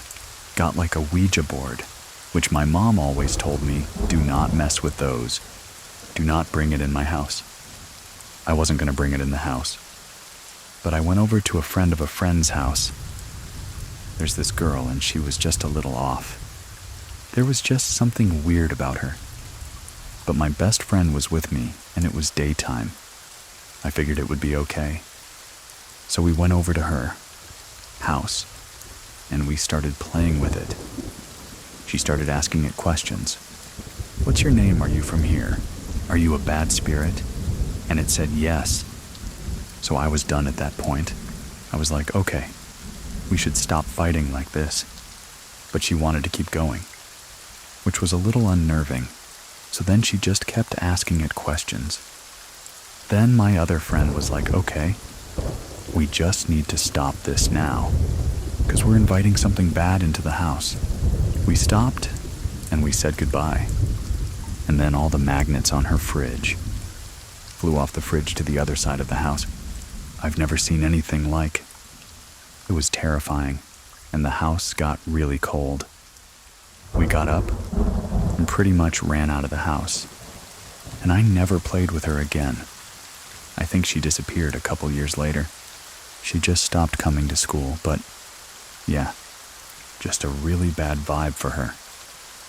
Don't leave just yet, since today's stories are short. I am publishing 3 in total. Have you listened to them yet? They're up and available now as separate episodes. Also remember, You can share your own story with me over on True, scarystory.com, for your chance to have it featured. On an upcoming episode to listen ad-free, try out Scary Plus over on scaryplus.com. Completely free for 14 days, and then $4.99 a month, and you can cancel whenever you want. Thank you very much for listening. Keep it scary, everyone. See you soon. Please listen to the story, A Bad Feeling. It was on July of 1987. I lived in the Pacific Northwest. It was during the summer. So, it's really hot. It was July. It's really humid where I lived at the time. And it was about 12. I was on summer break alone. So I was alone in the house. They knew it was going to be really hot, so I wanted to make sure all the doors and windows were closed because we didn't have air conditioning. My grandpa, who was in the hospital in California at that time, but they said he was pretty stable. My Nana, who's his wife, my grandmother, she was at home. She wasn't going to visit in the hospital that day. My uncle was over taking care of her. It was in the morning too, but it was already starting to get warm out. I started doing my chores, the dishes, when then I started vacuuming. And then I felt this really sharp tap, like someone poking on my back. I felt it a few times, and I was home alone in the house. I don't have any siblings. I turned around, and there was no one there. There was no one else in the house. The living room got really cold. All of a sudden, I had a really bad feeling. So I turned off the vacuum, and then I went. I just went outside for a little bit to warm up, and I did not vacuum the rest of the day. The run at same time in California is around 10:30. My Nana got a really bad feeling, and she went straight back to the hospital. She told me that when she got there. She took my grandfather's hands, and he opened his eyes. And then he passed away. It happened at the same time that I got tapped on the shoulder, because I remember them telling me it was around 11. I looked at the clock at our house, and it was 11 too. My mom got home, and she said, "I have to tell you something." And she was pretty sad, but I already knew. I don't know how, but I just knew what she was going to tell me. I didn't vacuum for a long time after that. I'm in my 40s now, and even when I'm vacuuming in my house by myself, I leave a door open even if it's snowing here. I'm so still terrified. Like 30 years later that this is going to happen again. My Nana said that she felt for the next year or so that, and my grandfather would send her messages, but no one in my family believed her, because I just thought, she's just the grieving widow and making stuff up. But then in this time, it's a couple years later in like 1989, my Nana was going to go visit my great aunt, who was in San Francisco. She was getting in the car, and she said, my grandpa spoke to her and told her not to go. She got out of the car and she called my great aunt. And they said, they calculated that the time it would have happened, she would have been on the bridge. And the time it collapsed, I don't know if you ever knew that, about the Bay Bridge collapsing. It was just toppled down onto another layer of the bridge, and hundreds of people died. It's really tragic. As with most of our calls go, I asked Tara if she had any more experiences, and she thought of one more. Here it is. My friend's friends got in 7th grade. It was summer. Got like a Ouija board, which my mom always told me, do not mess with those. Do not bring it in my house. I wasn't going to bring it in the house. But I went over to a friend of a friend's house. There's this girl, and she was just a little off. There was just something weird about her. But my best friend was with me, and it was daytime. I figured it would be okay. So we went over to her house, and we started playing with it. She started asking it questions. "What's your name? Are you from here? Are you a bad spirit?" And it said yes. So I was done at that point. I was like, okay, we should stop fighting like this. But she wanted to keep going, which was a little unnerving. So then she just kept asking it questions. Then my other friend was like, okay, we just need to stop this now, because we're inviting something bad into the house. We stopped, and we said goodbye. And then all the magnets on her fridge flew off the fridge to the other side of the house. I've never seen anything like. It was terrifying, and the house got really cold. We got up and pretty much ran out of the house, and I never played with her again. I think she disappeared a couple years later. She just stopped coming to school, but yeah, just a really bad vibe for her. Don't leave just yet, since today's stories are short. I am publishing 3 in total. Have you listened to them yet? They're up and available now as separate episodes. Also remember, you can share your own story with me over on True, scarystory.com, for your chance to have it featured. On an upcoming episode to listen ad-free, try out Scary Plus over on scaryplus.com.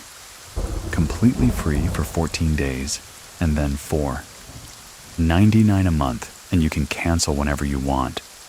Thank you very much for listening. Keep it scary, everyone. See you soon. Please listen to the story, The Mistake of Never Saying Goodbye. Despite many warnings, Brooke and her friend decide to play with the Ouija board, a decision they would come to regret. My name is Edwin, and here is Brooke's true scary story. My name is Brooke. My first experience ever with the supernatural happened in Irvine, California, at my grandma's house. My grandma still lives in the same house. She bought the house in the mid to late 50s. I was 6 or 7 years old. My mom and I were in the back room, watching Unsolved Mysteries. So it was pretty late at night. The TV was on. I was sitting on my bed. My mom was to the left of the TV doing her eyebrows. Very laid-back night watching the show together. All of a sudden, the sound in the room disappeared. There was no TV, no nothing. You could have heard a pin drop. I zoned out on the wall out of nowhere. This huge gust of wind blew all of my hair back. I look at the door to the bedroom. There is this huge shadow figure. No facial features, but it was the shape of a human. It was so tall, it almost surpassed the top of the door frame. After a few seconds goes by, it instantly realized that I had seen it. It turns and starts sprinting down the hallway. I jumped up from my bed, I run down the hallway and stop. I just knew not to follow it. All the way to the end of the hallway, out to the door. It makes it to the front door and it disappears. I'm standing completely confused. I go back to my room and it's as if nothing happened. My mom's still doing her eyebrows. The TV is still on. She didn't even ask me about what happened. So it was honestly as if time just stood still. From that point on, I would see things, hear things. We moved around quite a bit when I was growing up. And it didn't matter what house we were in. Something just chose to follow me. I would hear my name being called a lot of the time. It would either sound like my mom, or someone was trying to sound like my mom to get my attention. I would even hear my name in class in elementary school. And of course, as a little kid, you don't want to hear someone calling my name in the middle of class and draw attention to yourself. I didn't want anyone to think I was crazy, so I kept it to myself a lot of the time. But the experiences never went away. They slowed down once I hit my early teenage years, 11, 12, 13. But they never fully went away. Even to this day, I still experience a shift in the energy in the room. and this overwhelming sense of dread. It didn't matter what house we were in. Sometimes it would happen during the day. A lot of times it was at night. Just this overwhelming sense of I'm not alone. Someone is watching me. Fast forward to middle school. I'm 12 years old. We're living in a townhome. Still in Irvine, but out of Grandma's house. Me, my mom and dad, my brother and sister. My parents decide that it's not working, and they tell us that they're getting a divorce. Dad moves out. He has his own place. That doesn't last long. And he ends up back at my grandma's. And he meets my stepmom. They get married. They have my youngest sister. And we move into a house in Northwood, not far from my grandma's house. At all this house. The first time that we did a walkthrough of that house, it didn't feel right to me. Downstairs, no problem. As soon as I went upstairs were my soon-to-be bedroom, my siblings' bedroom, and my dad and stepmom's bedroom was. I just had a feeling of I don't want to be here. This doesn't feel right. I ignored it. We move in. We're going back and forth, spending about half the week with my mom, half the week with my dad and stepmom. Nothing happened at first. It was a lot of feeling again. Dread every time I had to go up into their room, or even just walk past their room. I absolutely hated that feeling. I would ask someone to go up and close their bedroom door. I would avoid even looking down the hallway. If their door was open, it never gave me a good feeling. This was going on for a handful of months, and I felt very fortunate that we moved into the same neighborhood that my best friend at the time was living in. Her house was 2 streets up in the same exact neighborhood. We were spending the night at each other's houses. Every weekend we would alternate and meet at the corner. Okay, whose house are we spending the night at tonight? Few months goes by, I keep having these feelings. I can't shake them. And her and I are having a sleepover at her house. I'm telling her about all these things, how scary it is, and I wish I could figure out what was going on. She laughs and she goes, "Hold on. I have something I want to show you." She goes to her bedroom closet, and she pulls out a Ouija board. I grew up in a very traditional Mexican household. Most of my family are believers.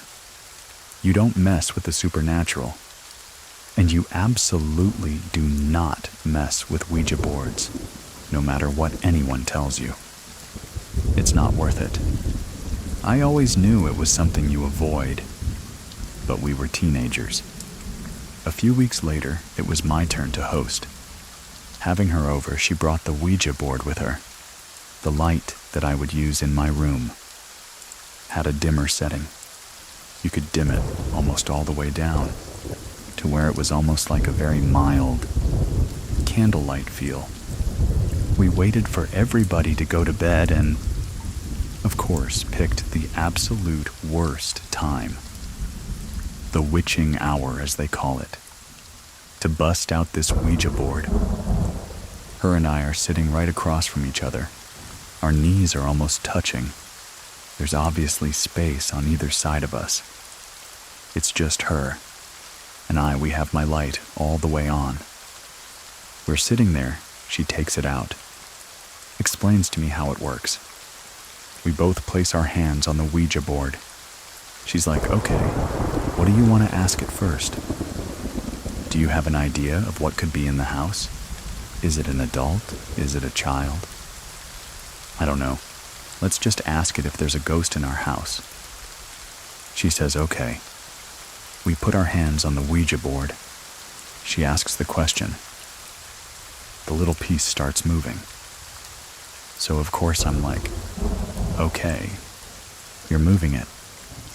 This isn't really happening." She starts freaking out, and she's like, "No, I'm not moving it, I promise you. It keeps moving all the way to yes." I start panicking. I ask her to stop and we sit there for a second. Clearly, there's something here. I'm not going crazy. What do I ask it now? She thinks about it for a second and she goes, "Why don't you ask its name?" We put our hands back on. She asks the question. It slowly moves to GE as it's getting closer to the letter O. My lights dim by themselves. I start accusing her of moving it again. And she's like, "No, I promise you I'm not moving it." The lights dimmed on their own. It spells out Geo. George, maybe. We're trying to figure out what this name could be. Going back and forth, we're both a little scared. We put our hands back on the Ouija board. She asks the last question, halfway through it moving. The lights dim again. I feel this overwhelming sense of dread. That same feeling. Every time I walk past my dad and stepmom's room, before I can even say anything to her, there's this sensation between where her and I are sitting. We are not sitting alone. I could very vividly feel the pressure of someone's leg. Against mine, I get up. I run and turn the light all the way back on. She's full panic, eyes wide. Did you feel that I said yeah? What the heck was that? We are completely freaking out. Don't want to wake anybody up. The lights are on. She puts everything away. Went to sleep. Looking back, I realize now, the biggest mistake that we could have ever made is not saying goodbye. We go to sleep, I honestly forget about it. We giggle about it in the morning over breakfast. She goes home, we're back at school Monday. Nothing really happens. Halfway into that week, I get a call from her around dinner time. She's at her mom's. She sounds freaked out on the phone. She's like, "Hey, have you been feeling anything since our last sleepover? When we used the Ouija board, ever since we used that thing the last couple nights, I can't sleep. Every time I close my eyes, there's somebody in my room." Fast forward to a few nights later. I go upstairs, I get ready for bed, shut all my lights off, get into my bed, pull the covers up, close my eyes, and I start to settle in. Within 5 minutes, there's this ringing in my ears. Wasn't super high-pitched, but enough to make me uncomfortable. I sit up, get a little nervous, and I'm like, "Okay, you're making it up. Just close your eyes and go back to sleep." I lay down, I get comfortable again. This time, the ringing is louder. Now I feel this pressure on my chest. I tell myself, "Don't open your eyes." I could feel someone staring at me almost nose to nose. If I open my eyes, it would be right there. The pressure in my chest is getting heavier. I get the courage to sit up and open my eyes. There's nothing there. I had to sleep with my light on that night. And of course, my dad gets up in the middle of the night. And he shuts it off for at least 6 months. Any time that I had to go to my dad's and stay there, that would happen every single night. Unless I kept my light on. I kept getting in trouble for falling asleep, with the light on as soon as the lights would go off. This thing would be right in my face. When I was trying to sleep, I couldn't even use the dimmer anymore. They would shut themselves off. This started happening a lot. I felt so crazy I knew that my dad would be upset if he found out that I brought a Ouija board into his house so I didn't say anything. My friend started experiencing the same thing. A few weeks goes by. I go to spend the night at her house. We are baking, watching movies, having a great time. Her mom goes upstairs to go to sleep. Her and I are alone. Her and I are starting to chat about the things that have been happening and the things we've been feeling. At the house, the only light that's on is the chandelier. She's like, "Let's grab our stuff. Let's go upstairs. We'll hang out in my room the rest of the night before we go to sleep." She goes up the stairs first, gets to the very top of the first set of stairs, and stops dead in her tracks, staring at the wall.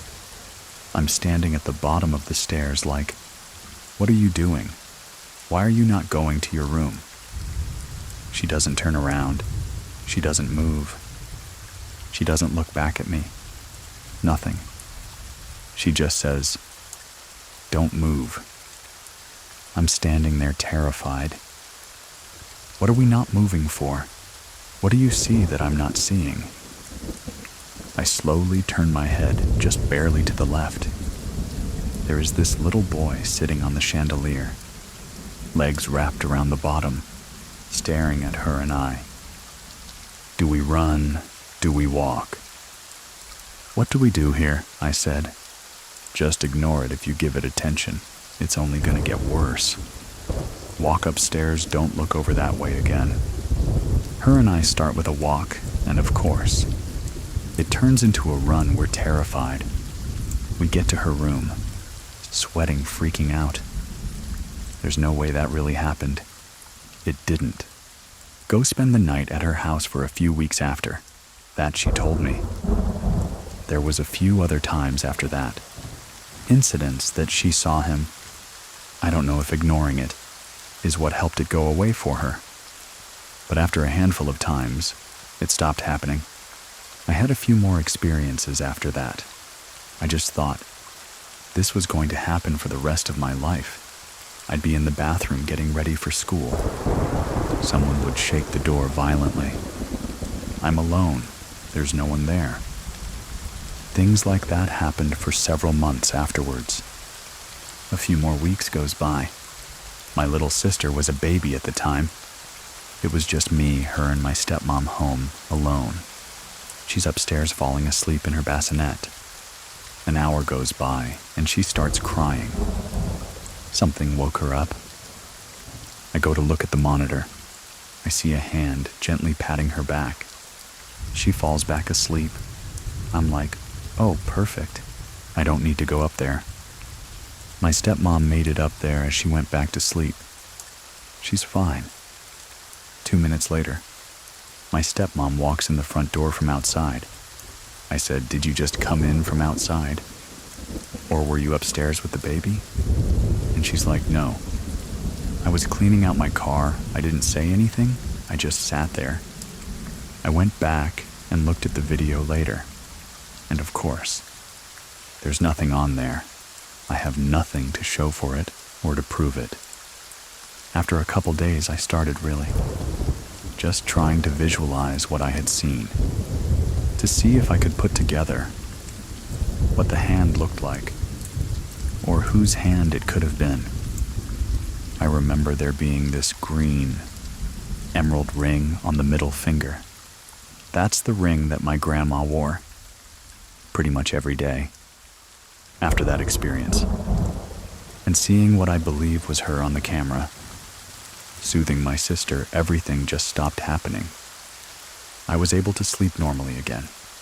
My friend wasn't seeing stuff anymore. I like to think that somehow she paid a visit, not just to see my sister, but to be like, "Hey, you guys don't belong here. Move on." I actually found out from my friend, a few years after all this had happened, that there had been a lot of crime in our neighborhood. Prior to us moving in, there was a park right across from our house, right across the street, that you could see from my bedroom window. I found out a few years later that a man that lived in the neighborhood for several years took his life at that park. I don't know if because our house was in such close proximity to the park, if maybe there was just this bad energy from stuff that had happened there, or from what happened with him lingering in the area. But I can definitely say, I'm still a firm believer that stuff is real. I have not used a Ouija board since 10, and I'll never use one again. I definitely still have experiences. I'm about to be 32 in November, and stuff still happens. It's not nearly as bad as it was. I make jokes about it now. I feel like keeping it lighthearted.